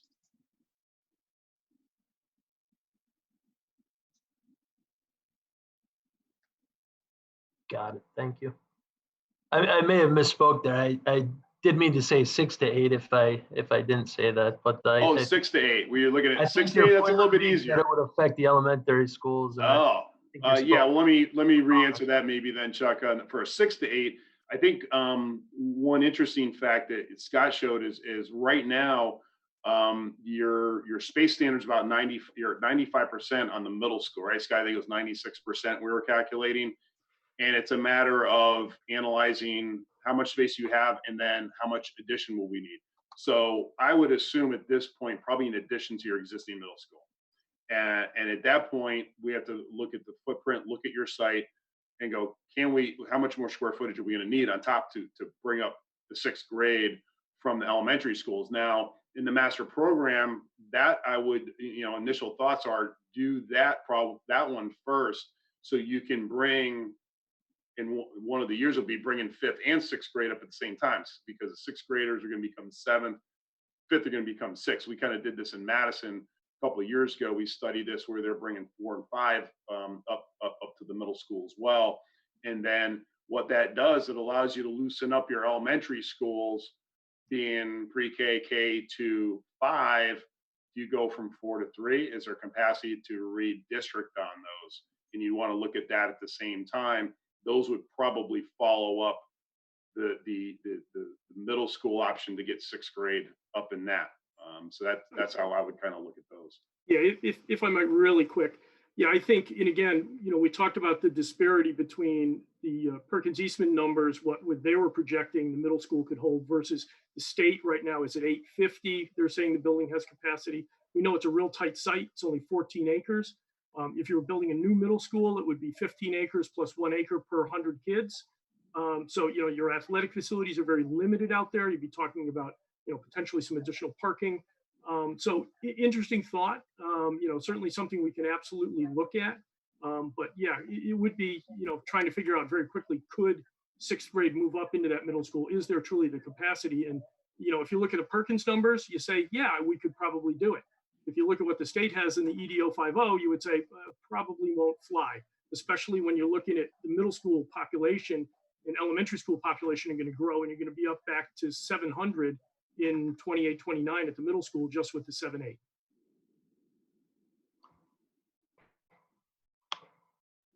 Got it. Thank you. Sorry about that. Here, proposal number 2, related to refinement of preferred options and marketing. That represents a significant portion of your total proposal. Can you provide more detail on what you understand your role and responsibilities to be during that phase? and also elaborate on how you may market the project for referendum. Okay, Chuck, so let me answer that again. So you said the phase 2 represented a large percentage of our fee, which was the option development? Correct. It was the refinement of preferred options and marketing section. Oh, okay. Phase 3 maybe on the RFP? Yeah, phase 3, option refinement and marketing of the project. Yeah, it was proposal 2 on the fee list. It was the 59,300 line item. Yes. Yep. Got it. So I'll answer that. So in terms of what, again, the makeup of our fee, and again, we've been able to take a look at it again and refine it. You know, once we have a preferred option, and we've got to get into, and Scott talked about this a little bit, the due diligence of making sure that we are accounting for every potential dollar figure for that option, right? So if we're projecting to sell, I'm just going to use a round number, a $20 million project, we've got to make sure that $20 million is all you're going to need for that project. So when we're talking about pulling together the various consultants to help guide us towards that number, hazardous materials consultants, any other due diligence consultant that we may need. You know, we're managing the selection process. We're not actually choosing them, but you are, but we're managing that process. And then we're managing their services to make sure that they're doing and they're testing and they're tweaking everything that needs to be done for any particular site. And that takes time, right? You know, we're now managing multiple consultants, multiple deliverables. We're sharing that information with you. We're packaging it in a way so that you understand how the numbers are being derived. So Scott, you know, showed you an image of how we develop our budgets. Well, those numbers come from somewhere, and the refinement of the preferred option helps drive, you know, those numbers, right? So we're going from Kate talked about a high-low probable. We go from that to a specific number. And again, it takes a fair amount of time for us to collect the data, to manage the consultants, to create the data, and then to put you in a position to make that decision. And then when it comes to marketing it, as we talked about, you know, when we met in January, you know, we're putting together a plan, right? And here's the plan that we've seen best work in other districts. And whether it's utilizing PACs, whether it's utilizing social media, coming up with talking points, coming up with strategies to get the messaging campaign out to the community, you know, determining what's the right resource. Is it social media, or is it maybe a mix of print media, public information sessions? You know, we're actively campaigning, not campaigning, but we're actively working behind the scenes, helping you and the town campaign for the project. So again, it's, you know, we'll stand up there at every information session that you have, and you could have 20 of them if you want. And we're going to provide all the technical information. We're going to share with everybody that's interested how we came to that $20 million number. And we're going to show the schedule that Kate reflected earlier that shows here's how you can do it. Here's your various phases, right? But at the end of the day, right, we're a consultant, right? And it's you all and the superintendent that are going to be really, you know, selling it. So our job is to put you all in a position to successfully campaign and get this message heard by the community so we can get the yes vote. You know, providing guidance like listening to people. So you were talking about, you know, going to a 6-state model. And I sat through a presentation recently in Simsbury, Connecticut, which is a peer district actually to Cheshire. And they want to move to a 6-state model there. And I sat there and listened to about 80% of the parents say, I'm not interested in this. My 5th grader, I don't want my 5th grader now going to the middle school as a 6th grader, because right now they're K to 6. And there was a lot of negativity towards moving to the 6th graders to the middle school with the 8th graders and busing with high school students. The point is, you know, you have to listen to that and be able to combat those concerns. And our job, again, is to share with you the information that we have from other districts on how they've been able to successfully come around or get around those issues. So again, it's a lot of campaigning and a lot of messaging development behind the scenes, putting you in a position to effectively sell the project.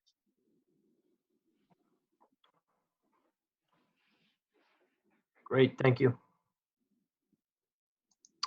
The next question, in regards to the litigation disclosures, can you confirm or clarify the response to disclosure number 4? It was related to arbitration litigation, and the question was, has either the proposer or any of its principals, regardless of place of employment, been involved for the most recent 10 years in any resolved or pending arbitration or litigation?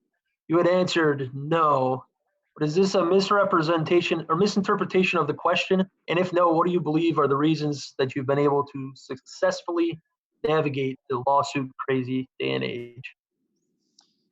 Yeah, Chuck, I've been here for I'm dating myself. I've been here for 18 years. And I cannot remember over the last 10 or 15 years. I remember one case many, many years ago where a contractor went and did something and when everybody got thrown into the mix. But for some reason or another, Chuck, we've been able to successfully avoid litigation, and whether it's because we've been able to effectively manage these projects in a way that keeps our clients, again, as client representatives, owners project managers, part of our job is to keep you all from, having to drag through the mud or the town. And for whatever reason, either through effective management or negotiating skills, we just haven't had any issues that required us to go through arbitration, litigation, mediation, anything. So no, I think we understood that, and our finance office, they would know because they're contacted, and yeah, we just haven't. Yeah, if I could opine a little bit on that, I mean, I think we're talking probably, I don't know if it's directly with Collier's, our litigation, but just the overall project, like Mark alluded to, if we're doing our jobs right, getting the RFP, RFQs out, more importantly, the contracts, that's something we're very strong with, specifically architect, the CM or contractors and others, and managing the process.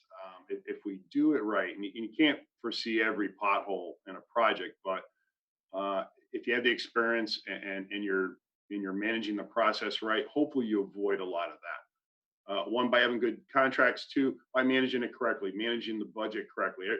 No firm that I've ever seen, contractor, architect, wants to extend a project beyond the original schedule. They want to complete the project on time, under budget, move on to the next one, because that reputation is only going to help you move further. So, but if we manage it correctly from our end, hopefully that mitigates a lot of that.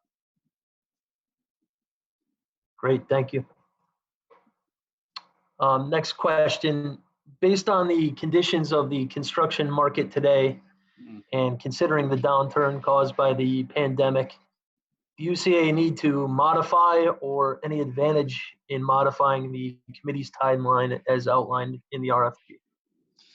No, well, here's what I will say, Chuck, and that's a great question. And quite honestly, for the past 4 weeks, when we're not doing a lot of stuff, we're thinking and talking and trying to figure out what's going to happen, what's happening now and what's going to happen beyond, the next couple of weeks. And I read an article recently, and I'll kind of describe it with this pen here, right? And this shows the typical construction kind of market, right? It escalates. It very rarely goes down. It's always kind of moving up. And what they said was happening as a result of COVID was that the curve was going to start to come down. And we're seeing that. We're seeing projects right now that are out to bid that are coming in 10 to 20% under budget. What's happening is contractors are sensing that there's going to be a downturn, and they're trying to be aggressive and pick up work. And that makes some sense.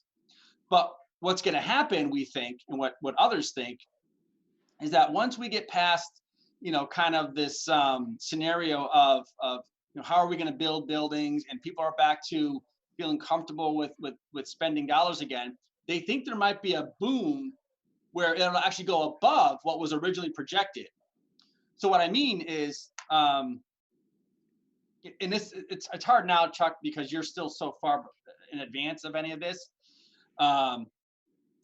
if a project was scheduled to go out to bid today and a client was wondering, maybe I should delay a year, what my graphic just represented would suggest to them not to do that, because a year from today, it may actually be more expensive than what was the original, tract. In your particular case, you're still at least 2 years away. Even if you hit this November referendum, you're at least 2 years away from getting bids. Really, really hard to predict right now, Chuck, how long this economy is going to stay in this kind of a downturn. Part of us is hoping that it doesn't stay down that long so that we can get back up to where we were.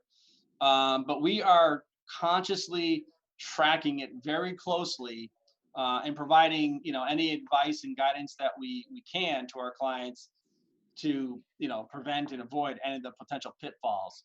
So my point is, I would continue going with I wouldn't delay, that's for sure. Continue going.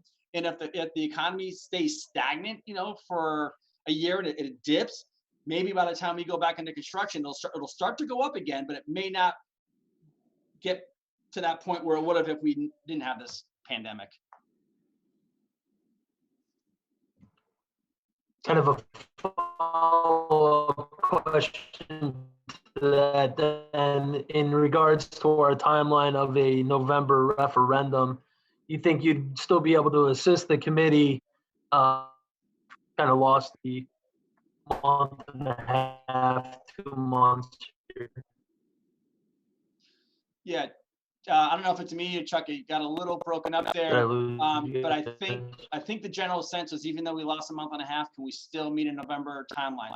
And yes, we've certainly talked about that before the interview tonight. We might have lost Chuck, but hopefully you can all hear me. Yes, it's going to require, and I applaud you as volunteers for your town.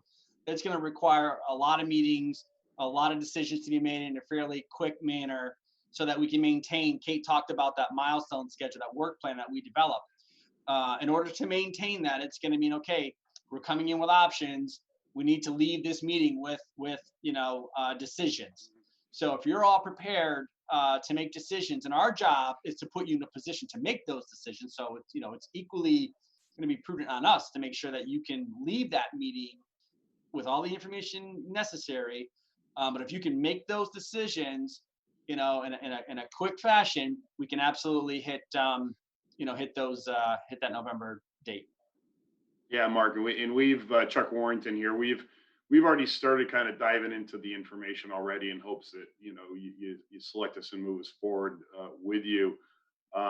Based upon the information we have, those first couple steps at phase one, we feel we can get through that very, very quickly to assess the existing conditions and start coming up with some options. And again, the key thing to keeping the train going is that decision making and moving it forward. Now you're back, Chuck. There you are. Great. I'm back. I actually caught all that, so I'm not real sure what happened there. Bandwidth is low. All right, I think you got time for maybe 2 more questions here real quick. First, for the South Windsor program that you had included in the project experience, can you kind of touch on your involvement in the public outreach activities for that project? Yeah. So I'll start, and then Chuck can certainly add on. He's been leading that for the last 5 or 6 years. Again, our job is to provide, the superintendent in that particular district does a lot of work. She is out selling the project to all of the groups, all of the organizations, the Democratic Party, the Republican Party. She's out selling to all. Our job is to give her the information, all the technical information, whether it's state of Connecticut information, budget information, schedule information. We're providing her the technical details. In addition to that, Chuck, when we have public information sessions, we are there again, leading and guiding, the technical information, portion of the presentation. So we're there talking about how the budget was developed. We're talking about how the schedule was developed and how we're going to manage all the parts and pieces. And that particular, in one of the phases, they closed the school. So we worked with a demographer who was in attendance also to share thoughts about redistricting and what that was going to mean. So again, we quarterbacked, if you will, the presentation so that the message can be delivered in a way anticipating what the pushback was going to be, anticipate what some of the questions are going to be, and be proactive about that.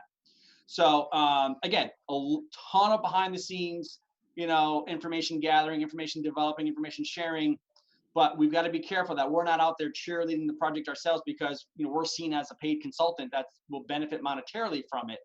So in South Windsor specifically, it was provide them with the technical information, either behind the scenes or up front when we were running public information sessions. Chuck, did I miss anything? No, I think you hit it all perfect, Mark. It's given the data, but also if anybody's read on that program, being as successful it is, the superintendent, Dr. Carter, she attends like every meeting. She goes to Gardner meetings. I think she's keeping a track of the number of meetings, the number of hours she goes to, and it's greatly beneficial. But they also have a strong pack of South Windsor schools that extremely aggressive and has a strong presence. You go through pre-referendum and you see nothing but these purple signs all over the town. And their recent referendum passed at 88%, which is unheard of for almost any referendum. But that really speaks to all the effort, the background information, the efforts by the superintendent, and that town, the town council's on board, Board of Education's on board. Everybody is rowing in that same direction, and that I think was also successful in getting those, that's 3 referendums in a row passed successfully. Honestly, Chuck, it's a program that we've used and modeled for other districts. And we probably shared it with you when we met in January. If you want to see a successful referendum, follow the guidelines utilized by South Windsor. It's worked extremely well for that district. Great, thank you. And then I think we've got time one more question here. For the Madison program, also referenced in the project experience there, can you explain how Colliers used previous due diligence and study materials and how that experience may be applied to the services for the town of Cheshire? Chuck, why don't you handle that one? Yeah, sure. So I've been working directly with Madison on their programs, and we've been going for quite a while on those. So for the due diligence, for example, we would the first referendum was Ryerson Elementary School. We had developed we did preliminary borings up on the site because we're going to be proposing a new school. One thing we want to know is there ledge? Is there unsuitable soils below groundwater? So we did some preliminary borings, a geotechnical investigation, very brief, nothing too in depth there. They had an on-call hazardous materials consultant who knew the existing building that we're going to be abating and demolishing. So their input was very valuable in assessing what that is. And since that time, we've abated and demolished a couple schools and renovated, where we have a lot of really good, I'll say, technical information, background cost centers, if you will. And then, as Mark alluded to before, I'm a licensed professional engineer in Connecticut, civil. So, I can go on a lot of these databases, go on your GIS mapping, look at wetlands impact, review firm maps, a lot of stuff that's already available, frankly. We have technical capabilities to, again, look at the site, the size of the site. We understand the guidelines required for a certain type of school, whether it's the elementary schools, I think it's 10 acres plus 1 for every 100. As Scott mentioned, middle schools, 15 plus 1 for every 100. I think the high schools, 20 plus 1. So we've certainly seen a lot of that and can put that together as well. And then also, and frankly, just having become experts in the education sector. We're not professional educators, but we've seen enough ed specs and programs in school projects also to kind of be able to see in the future a little bit, if you will, and have the experience and the scar tissue with multiple different types of projects to say, yep, we had an experience with that. We need to look out for that pothole or or that problem in the future. So I think that lended itself to putting it together. Madison, they haven't gone forward yet. That referendum unfortunately didn't pass. I think kind of what we were alluding to is the local school. They were closing down one of the elementary schools, and I think that was a strong proponent of that one there, unfortunately.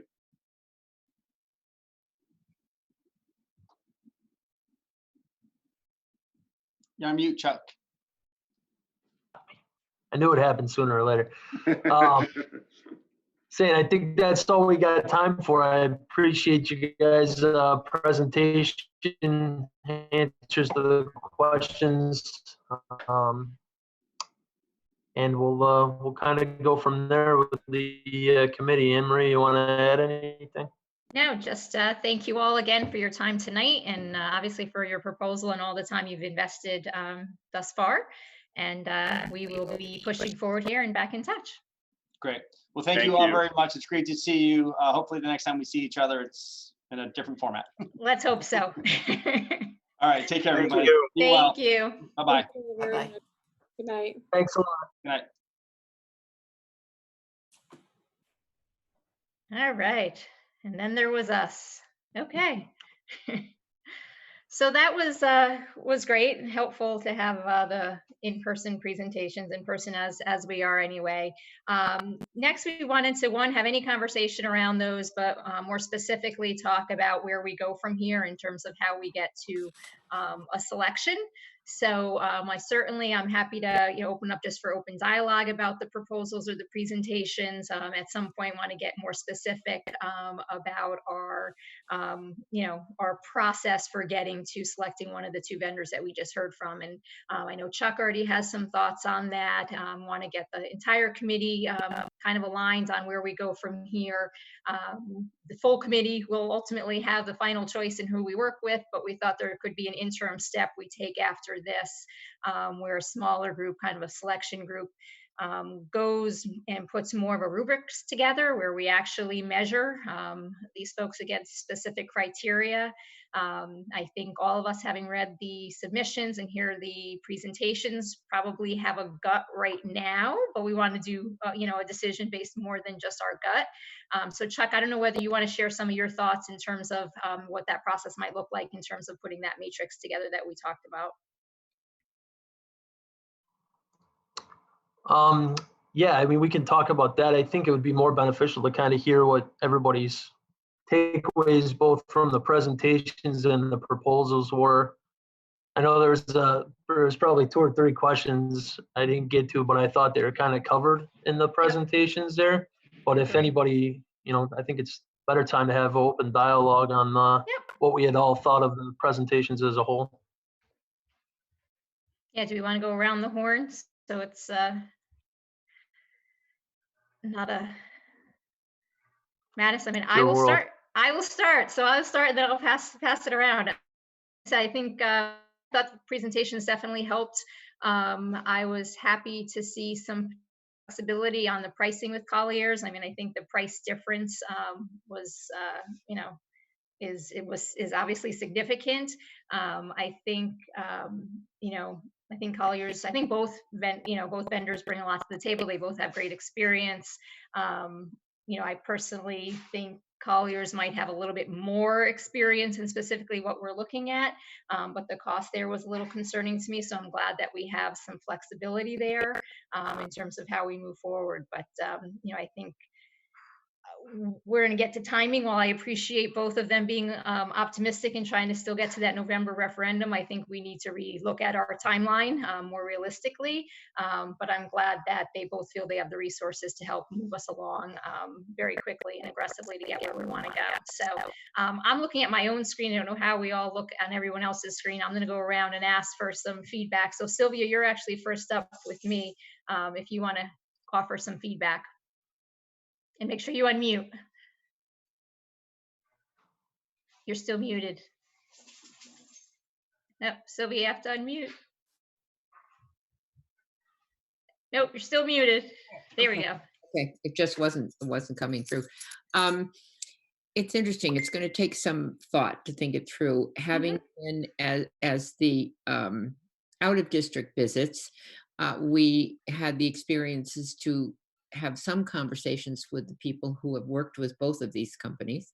And my initial response this evening was that Colliers seemed to be a more hands-on group, and more available to the people who were doing the projects. However, Arcadis certainly has the experience. Arcadis had a large part of this having a financial person in it. Colliers did not. They didn't indicate that they had too much financial control there, although they do have that department. So that's a concern for me. I think that they have a good forward-looking approach, and they've certainly shown interest so far, but so has Arcadis. So it's one of those things. There's pros and cons to both. Agree. Projects that Arcadis did were successful. The projects that Colliers did were beautiful. End of my speech. Okay. Thank you. Andrew, you're next up.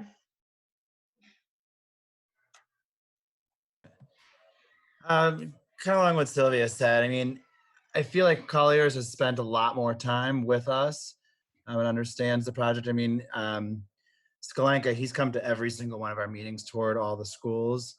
Arcadis, I was more impressed with their presentation, and I did like the financial aspect of it. She got right into talking about bonding and looking at the debt service of the town, which I don't even really know. I don't know if that's what we need to be focusing on because we have other people for that. But I mean, just looking at the whole bonding capacity of the town.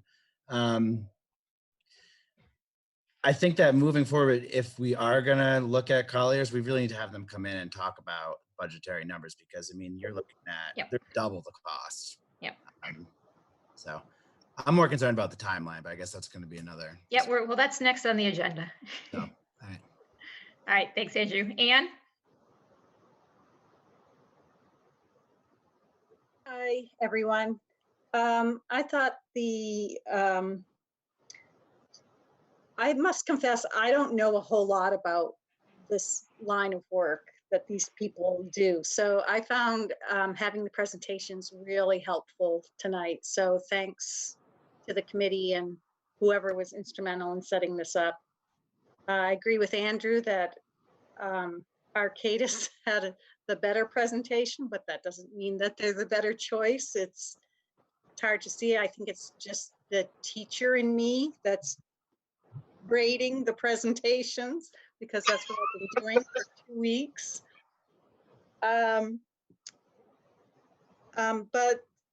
I did like what Arcadis had to say. I don't know that the fact that Colliers has been attending our meetings and showing interest is a prerequisite for considering them more. But I don't have a good sense of what we would get out of each of them, and a lot of that is just my ignorance on this this profession and how it's going to go. So those are my thoughts. Okay, good. Jen. Hi. Hi. I actually feel opposite. I actually felt like the fact that Colliers has put in so much time and effort into the initial phases of this is a pretty important thing. I feel like they're already up to date on where we are. They have a lot of the information. And I felt like the presentation that they had, the fact that it had so much of our data in their presentation was really important. So I was impressed by them. However, I do have the same concerns about the financial impact as well. It's a huge difference. The one question about the litigation, I still don't understand how one can have so many and the other can have none. So, you know, maybe that's just the difference in the companies, but that was a concern as well. So those are my initial thoughts. The presentations were very helpful. And I do agree with Anne that the first one, Arcadis, was a little more polished as far as the presentation went. But as far as the substance of it, I really felt like Colliers was above and beyond. Great, thanks. Don. Thank you. I was listening to Collier a little bit more when they started talking about the numbers. Did I hear him wrong? But I thought he changed some of those numbers, and it went from being like 110,000 down to like 70,000. Because he said something of the first two phases were around 41,000, and the third phase was going to be 29,000. I was trying to get back to that, but he went through that kind of quick to the second screen, and I didn't see it. But it sounded like they were changing some of the numbers, and I think I liked how they presented the amount of time they're going to put into this project. Arcadis didn't really give us those kind of numbers, and I'm a little skeptical about that. Plus, a little skeptical, like Jen just said about the litigations that are involved with Arcadis. I mean, it's more of a national company. Maybe it's a larger company, and maybe that's just part of being a national company. But I'd like to firm up those numbers from Collier and find out what kind of hours Arcadis is going to be putting in for the same amount for the amount of money that they're charging as well. And I'm also concerned that Renee has been driving for the past 2 hours. He's coming home from Maine. He still has like two more hours to go. Still 2 more hours to go. Okay. Oh, just be careful, please. We're keeping him awake right now. It's all good. All right. Yeah, thank you. Okay. But yes, Don, I mean, you are correct. The number that they revised for the first two phases combined, I think, was down to 41.3. So, I mean, the net, I think, on the pricing with Colliers is they are obviously open for negotiation. So that's certainly a, if we get to that point with them, that will be a key piece of it, obviously. Rich.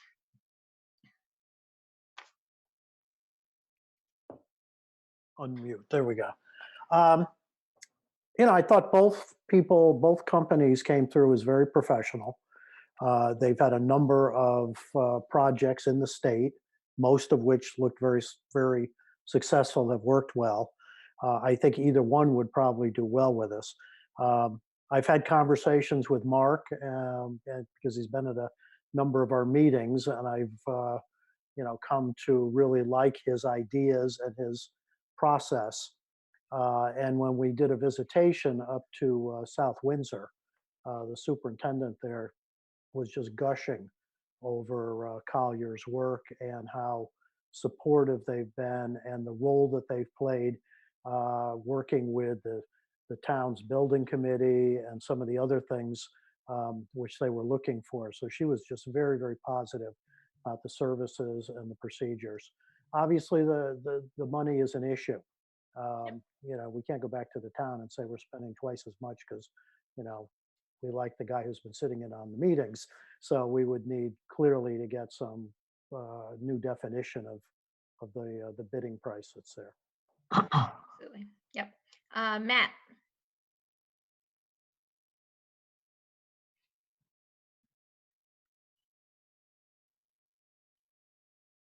You're still muted.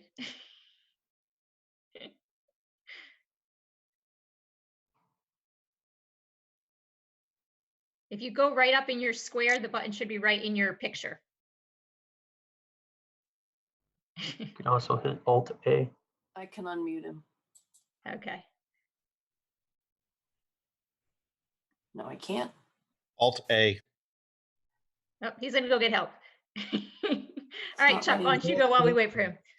You're next, Chuck. Sure. So I actually was more impressed with the Collier's presentation than the Arcadis. I felt like they were more responsive to what we're looking for as far as guidance in the decision-making process.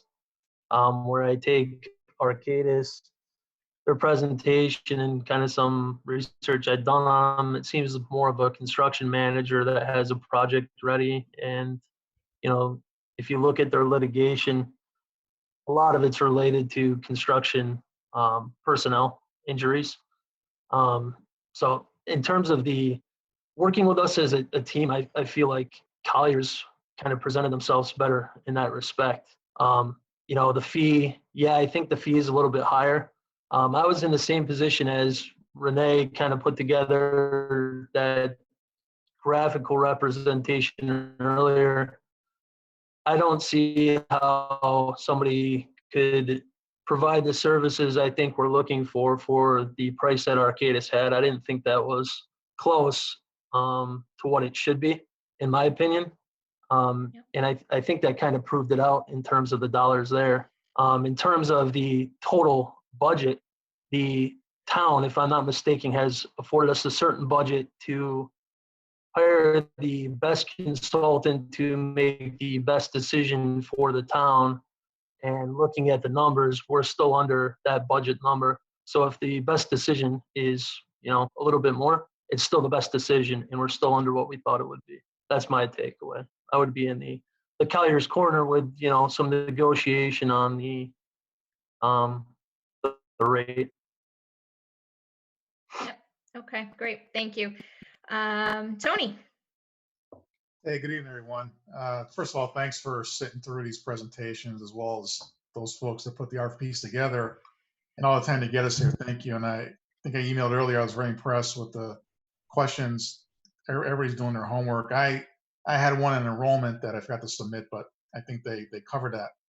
I always cautious about thinking about what I feel and then how that actually translates into an objective rubric on the values and qualities we're looking for. Sometimes they coincide, most of the time they do not. So while I may feel one is better than the other, the only way we're going to get there is look at it objectively. So at some point soon we're going to have that rubric or something that we can tally up and take the emotion out of it. But that aside, one of these firms I do recall bidding on the last master plan. I'm not going to say who. And I remember passing on them because they were not very responsive. I could be wrong. I'll check my notes. I thought both firms were responsive. I thought Collier's at least came across as putting more work into it, and it's not taken away from Arcadis. But I got the impression, and listening to Collier's, that they would truly act as an owner's rep, from start to finish. Arcadis did a good job as well. I look at the price difference, and what comes to mind is yes, the bids are pretty far apart, but I'm more wondering what is Arcadis potentially missing that Collier's is catching that's going to warrant, the dollars they've bid. I think they see a lot of work ahead. I don't think it's an easy task, even with the previous work. So there's got to be an explanation there, and I'm wondering if the compressed time frame is a factor. Although Arcadis did say that they would put in as many hours as possible and pull as many people. I'm just wondering if they're underbidding it a little bit. But again, we'll go through that. I think but both obviously want to do the work here. But if I had to take a gut check, I'm leaning toward Collier's. However, I kind of want to see the results of our analysis. Yep, good.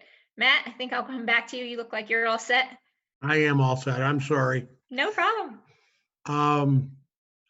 I also like Collier. I think they had a great presentation. I am a firm believer in you get what you pay for.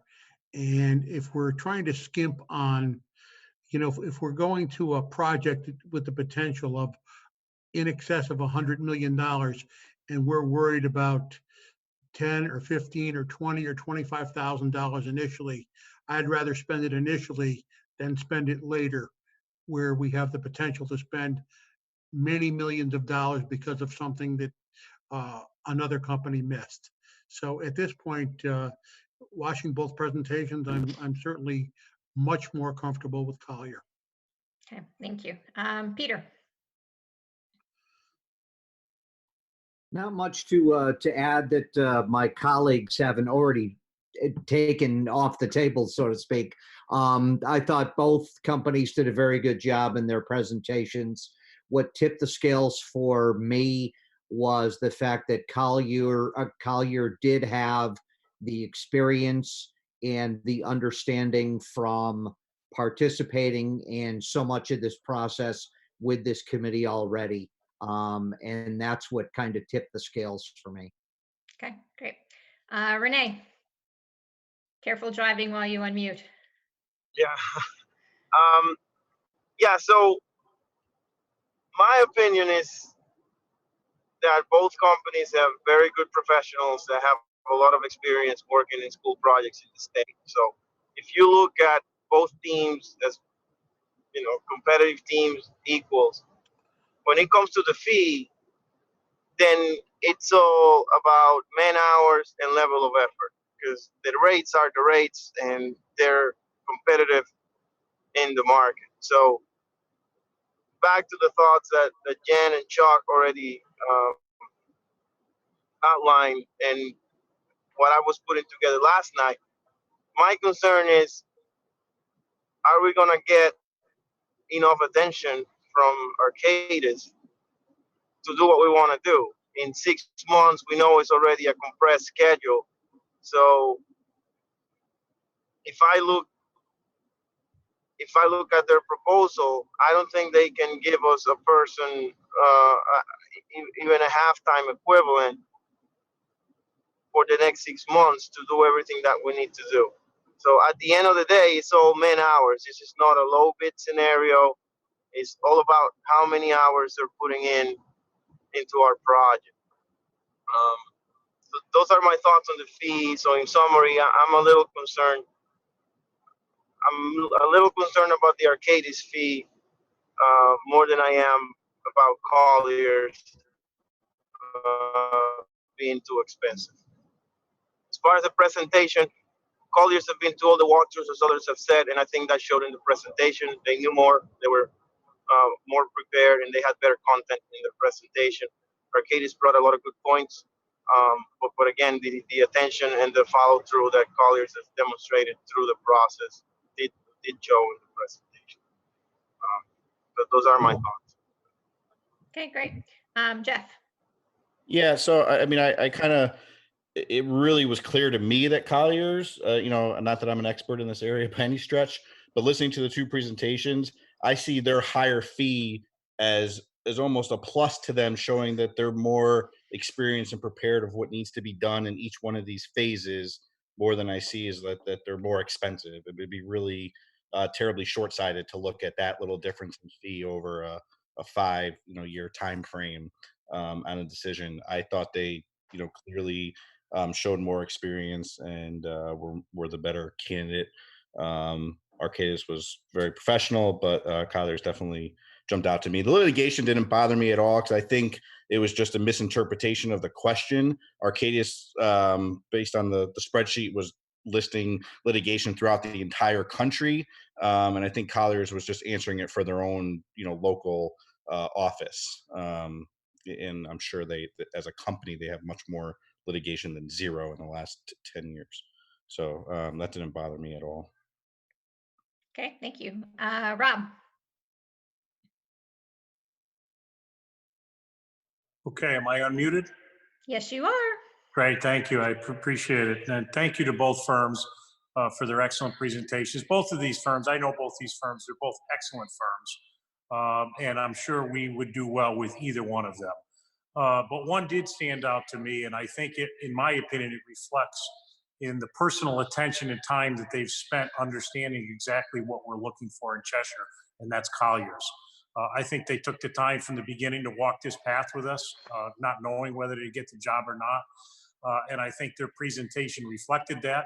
The fee structure is what it is. I'm always interested in saving taxpayer dollars, but as Mr. Bowman and others had said, that when we're talking about a $100 million plus project, I think it's important that we start this process with the right firm that understands what we need. And so for me, I'm not overly concerned about the differential in pricing. Obviously, I'd like to see the group negotiate that with Colliers if we can. But at the end of the day, to me, it's about getting the right firm that understands what we need. And I think in all of the presentations well, we had one here tonight, but we've had other presentations in the past when we've spoken with them. I think they understand our needs better than anyone else. My sense from Arcadis was that it was more of a canned presentation with less personal knowledge of our situation.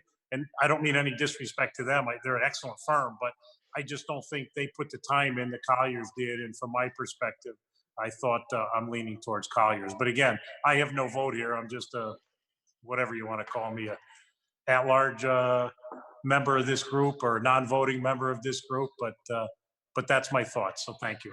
Yep. Did I miss anybody on the committee? I don't think so. I know they are always careful. They are not looking to sway us, but does anyone, Arnett, Vin, Sean, Jeff, anybody else have anything that they'd want to just add for our consideration as part of this conversation from the staff perspective? I can share my experience in discussing projects with other superintendents who've been through this process, and it echoes a lot of the sentiments that I've heard through the group after these presentations, that both firms are quality firms, comprised of good people and professionals. The personal attention to detail and the guided support that Colliers has offered through their entire soup to nuts of the project is, I haven't heard anybody give an even close to critical comment about Colliers from any superintendent I've spoken to, and that really speaks volumes. And you see some of the work they've churned out locally, and it's really been fantastic. So I think my conversations reflect a lot of the sentiments that have been shared amongst this group already. Okay, great. Thanks, Jeff. Maybe just to piggyback on that a little bit, I think one point you heard, again, I'm a little biased having been in Simsbury for 7 years before here, but I think between Simsbury and South Windsor, you have some communities that have some similar demographics and then similar experience to where we are, and are starting from a similar point. I'm noticing, obviously, in my experience in both Simsbury and Cheshire. So for me, that's a point that I think they will understand, communities that have been in our exact spot and where we need to go. So that was just something I did. Okay. Thanks, Sean. I'll just add, my 2 cents on the 2 firms tonight. I think this is always a tough way to present through this video chat for the firms, but I did like the chemistry between the Colliers players. I thought they did a nice job getting through some of the questions and even the presentation. I agree with Rob. Arcadis seemed a little bit more canned. And from a kind of a technical point of view, what I wanted to add, and I think everybody's knows and has touched on it, but because this is a request for proposals, you can negotiate. You can go back to one firm or both firms to ask them, either to refine their scope or refine their proposal. So it's perfectly acceptable to do that as a next step. Okay, great. Thank you. All right. So again, I think we probably lean as a group in one direction, but I think it would be really helpful to kind of do the due diligence of looking at, again, when the RFP committee put this RFP together, they had some specific things in mind in terms of the evaluation. And I think it would be a good process to go through. Oops, sorry, Rob. No, I didn't mean to interrupt you. I just No, wanted to that's let you know that when you were done, I had a comment. Okay. My only comment is this: time frame is short, and I'm not looking to, Agreed. impress upon you what you don't want to do. But I would advise the group, if you're so willing, to make the decision sooner than later, so that we can get this process started. Yeah, no, I agree. I don't want to skip any steps in terms of, I know there is some feelings of wanting to go through some due diligence on that matrix side. If we do that, it would be my hope that we have that able to go back to regular meeting schedule of the Wednesday this month. So we would still soon, if not sooner, but I just want to make sure that those who put that together still feel we're following the due diligence that they want to say. So Chuck, I know as head of that subcommittee, you had some thoughts about that. So I just don't want to cut that out of the process. Yeah, my thoughts on that were, I didn't want to get into a situation where we were at 7-5 or something on a vote, and we just went with the 7, and you had 5 people that weren't uncomfortable, or that were uncomfortable with one particular vendor. So we had a selection criteria in mind where we could evaluate that and kind of go towards it more on like a merit point-based scale to kind of assist in the selection. Um, Going around the room, I don't know if that is still necessary or if anybody feels strongly one way or another on that. I think Vin touched on a key point of this is we can still negotiate the fee scope, et cetera, which I think is a very good thing, obviously. And also, if we were to go with Colliers, I mean, they did offer to work on the hourly not to exceed, which could also play in our favor. So that was all I wanted to get out there was if we had a split, we'd have to have some sort of decision-making process where, you know, we got something everybody can believe in and buy into. That's all. Yeah, well, I guess based on all the comments, I think people who feel strongly one way were feeling more strongly towards Colliers, but I think there was still a handful of folks that may have been more in the middle. So, you know, I'm just more concerned about making sure that those who don't have that strong feeling at this stage are comfortable with the decision, because I do think it's important that while we may not have a unanimous vote, that it's pretty darn close to being unanimous in order to set ourselves up for success moving forward. So, you know, look, I take a vote right now, but I want to make sure everyone is super comfortable. And I don't want to push that faster if people aren't comfortable. Anne?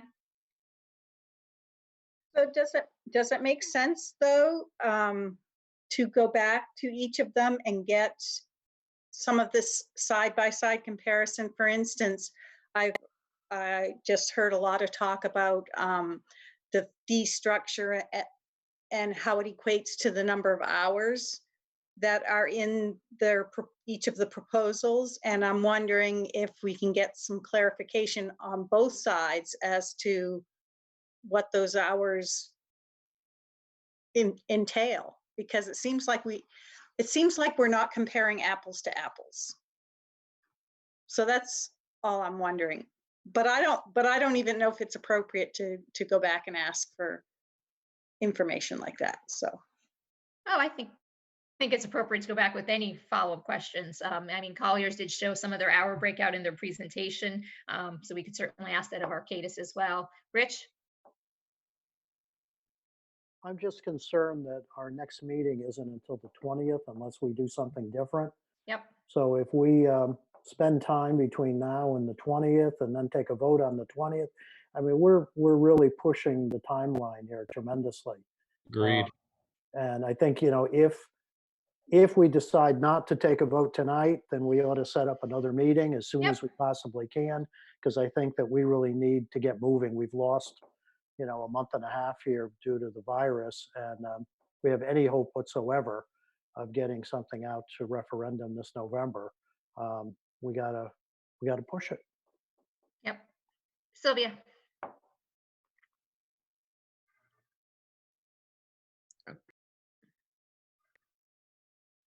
So if I heard, if I've sat in many of these meetings over many years on the council, one of the things I hear from the public is that you take too long to make decisions. Tonight, I have a feeling, I had a feeling going in, I don't know if anybody else did. I am very confident that my feeling going in was the correct one, having had conversations with school people. I would not have an issue. I would say that the fee could be negotiated, and certainly that's a possibility, but I wouldn't want to see that totally disrail this whole process, because I don't see how you can really effectively manage a specific hourly rate in any project. It's very hard to predict exactly how many hours you're going to do in this kind of thing. So for me, that's not an issue. The cost is not an issue, because I certainly, if we can get it a little bit less expensive, I would be supportive of that, but it's within our budget. And as it's been said by many of the people tonight, you get what you pay for, basically. And I have seen too many projects in my time on the council be derailed because of having to watch the dollars so carefully, and then they end up costing twice as much in the long run. So from my perspective, it seems to me that there are how many of us here that are pretty solidly in favor of Colliers, and to hold it up any longer will put them in a very bad position. So that's my 2 cents. No, that's great. Matt? I think the sooner the better. I also agree that it is leaning towards Collier. I think they have the best handle on the project. I think the schools that they've worked with and we visited are within our demographics and on our type of community. And I just think the sooner we get this going, the better. Great. I'm all for the vote tonight. I just want to make sure no one is not uncomfortable with that. Is anybody uncomfortable if we take a vote right now? No. Just to clarify, Anne Marie, the vote would be to pursue Collier's, not necessarily accept their proposal as is, correct? Correct. It would be to move forward with negotiations with Collier's. Yeah, Are you I'm in comfortable with favor that, Chuck? of that. Yeah, I just wanted to make sure we weren't saying, correct, yes, we're going to take what they have there. We No. still want to kind of negotiate with clarity. Yep, absolutely. I'm all for taking the vote. All right, so let's take a vote. Sylvia? Oh, sorry. Were you raising your hand already? Just voting. She's voting. She's All voting. right. Were you voting? All right. Saying, yes, it's 9:30 now. I want to go have my dinner, right? All right. Well, let's take a quick vote, but I want to make sure we get it right. Arnett, can we do a raising hands, or do you actually have to call everybody? You can do raise hands, or yeah, you could do raise hands, and you and I can both check the screen. Actually, if you ask if anybody's opposed, it'll be easier. It might be easier. Okay. So is anybody opposed to us moving forward with negotiations with Collier's? I see no hands. All right. Terrific. Thank you. I think everyone feels good about that. Yay. All right. Good. Excellent. All right. So let's talk about timing, because look, we've lost 2 months. And our timeline was aggressive to begin with. Now it may be close to impossible. And I only say that because I'm not talking about us being ready in 6 months. For us to have a referendum question on the ballot in November, my understanding is we literally would have to have a final plan in place by July, because we would need a referendum, we would need approval, go through the town council process, the Board of Ed process before the beginning of September. So that to me seems like we're pushing things a little too aggressively, in my opinion, because that's literally, we're talking about 3 months. So that's really rushing the process. That said, I think we absolutely should move as quickly and push forward as aggressively as we possibly can and have always plans. I just don't think the question is going to happen in November. Maybe in November we're starting our public outreach and education campaigns for a referendum, a special referendum, or however we decide to do it. That may happen in early 2021 in order to make that June 2021 deadline for the grants. But certainly looking for everyone's thoughts on that. I just want to make sure we're being optimistic but also realistic, because having a plan to bring by end of July seems pretty darn aggressive.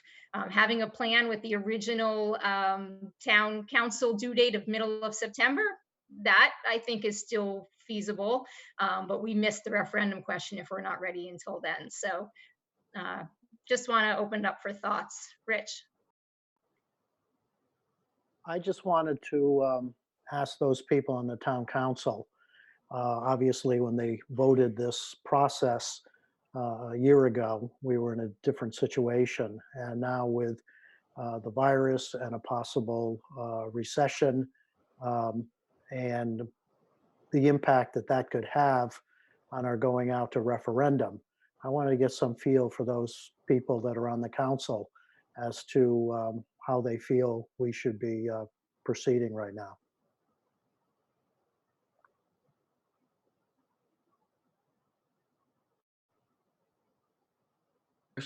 Who wants to go first? Peter?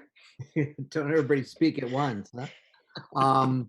My 2 cents would be that, we put this committee together. The community is aware that we are moving forward with a school modernization plan, that it is incumbent upon this group to come up with that plan. and things down the road may affect what ultimately ends up happening. But right now, I'd say we should be marching forward.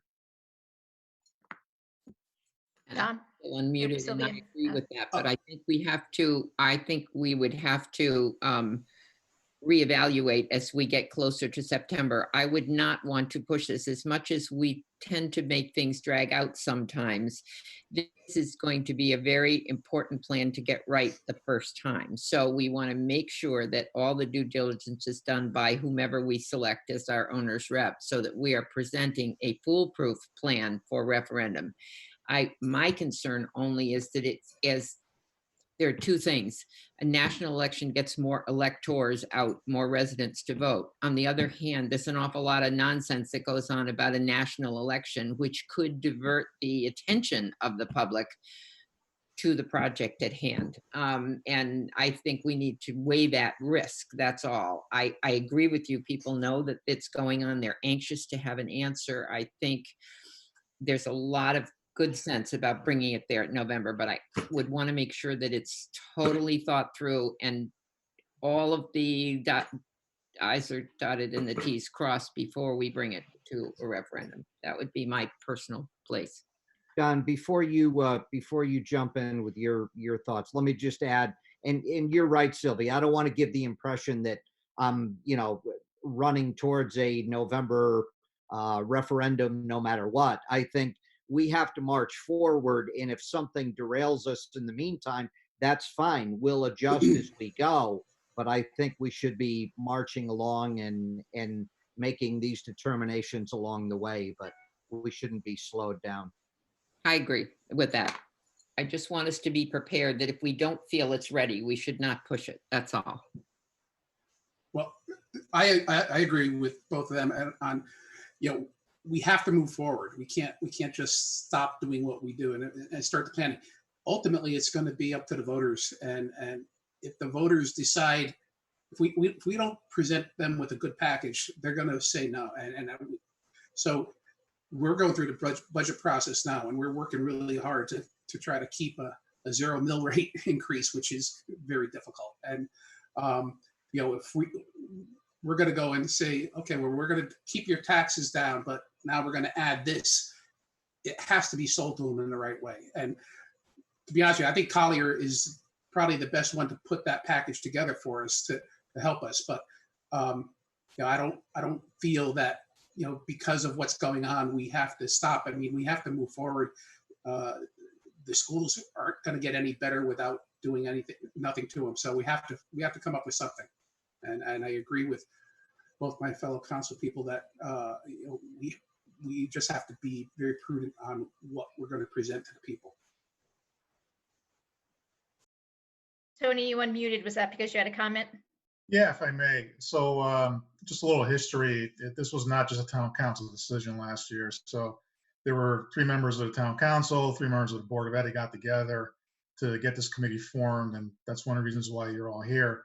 And when we vetted this process and went through this last summer and fall, it was an eye toward let's move as expeditiously as we can, but not, fumble forward and, look on every rock, cross every T, dot every I, but move in an expeditious manner and be efficient about it.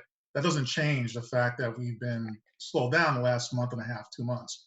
But it also doesn't mean we're gonna, rush into it, and that doesn't change. If during the course of the next month or so, or 2 months, something pops up where maybe it does warrant a little more time and it's justifiable, we'll deal with that. But I think in the end, the voters will appreciate the fact that we're moving as quick as we can. We're being extremely transparent throughout all of this, as we are tonight. And if something comes up and it warrants moving that date, so be it. I don't think we're there yet. Will we find something? Probably. But I don't think it slows us down or speeds us up any quicker. I think we still have to move forward and see where this lands as best as we can. That's my opinion. Okay. Agreed. We move forward. Just want to make sure everyone understands that we really have a date of this summer of having that plan then together. So we just really need to press forward as quickly as we can. Rob, you also unmuted. Was that because you had a comment? No, I actually dropped off by accident and just right. got back on, so I'll mute myself. Thank you, though. Nope, that's okay. Okay, so that takes us to the end of our agenda, unless anybody has anything else. Appreciate everyone spending so much time tonight. We will look to, to hear next steps based on next steps with reaching out to Colliers and doing some negotiation there. And we will, if we need another meeting before our next scheduled May one, I think we certainly can do that. But otherwise, that's when we will see each other again. All right. Well, thank you very much, everybody. Enjoy the rest of your evening. Stay well. Do you need a motion to adjourn then, Anne Marie? I think I do. Yes. I will make that motion. I'll second. Thank you, Peter. Thank you, Sylvia. No one's in favor? Aye. Aye. No, right, I need more I still need 2 more hours of company here. Don't leave. Oh my God, Renee. Call your wife. Thank you, everyone. Hey, everyone, Thank you.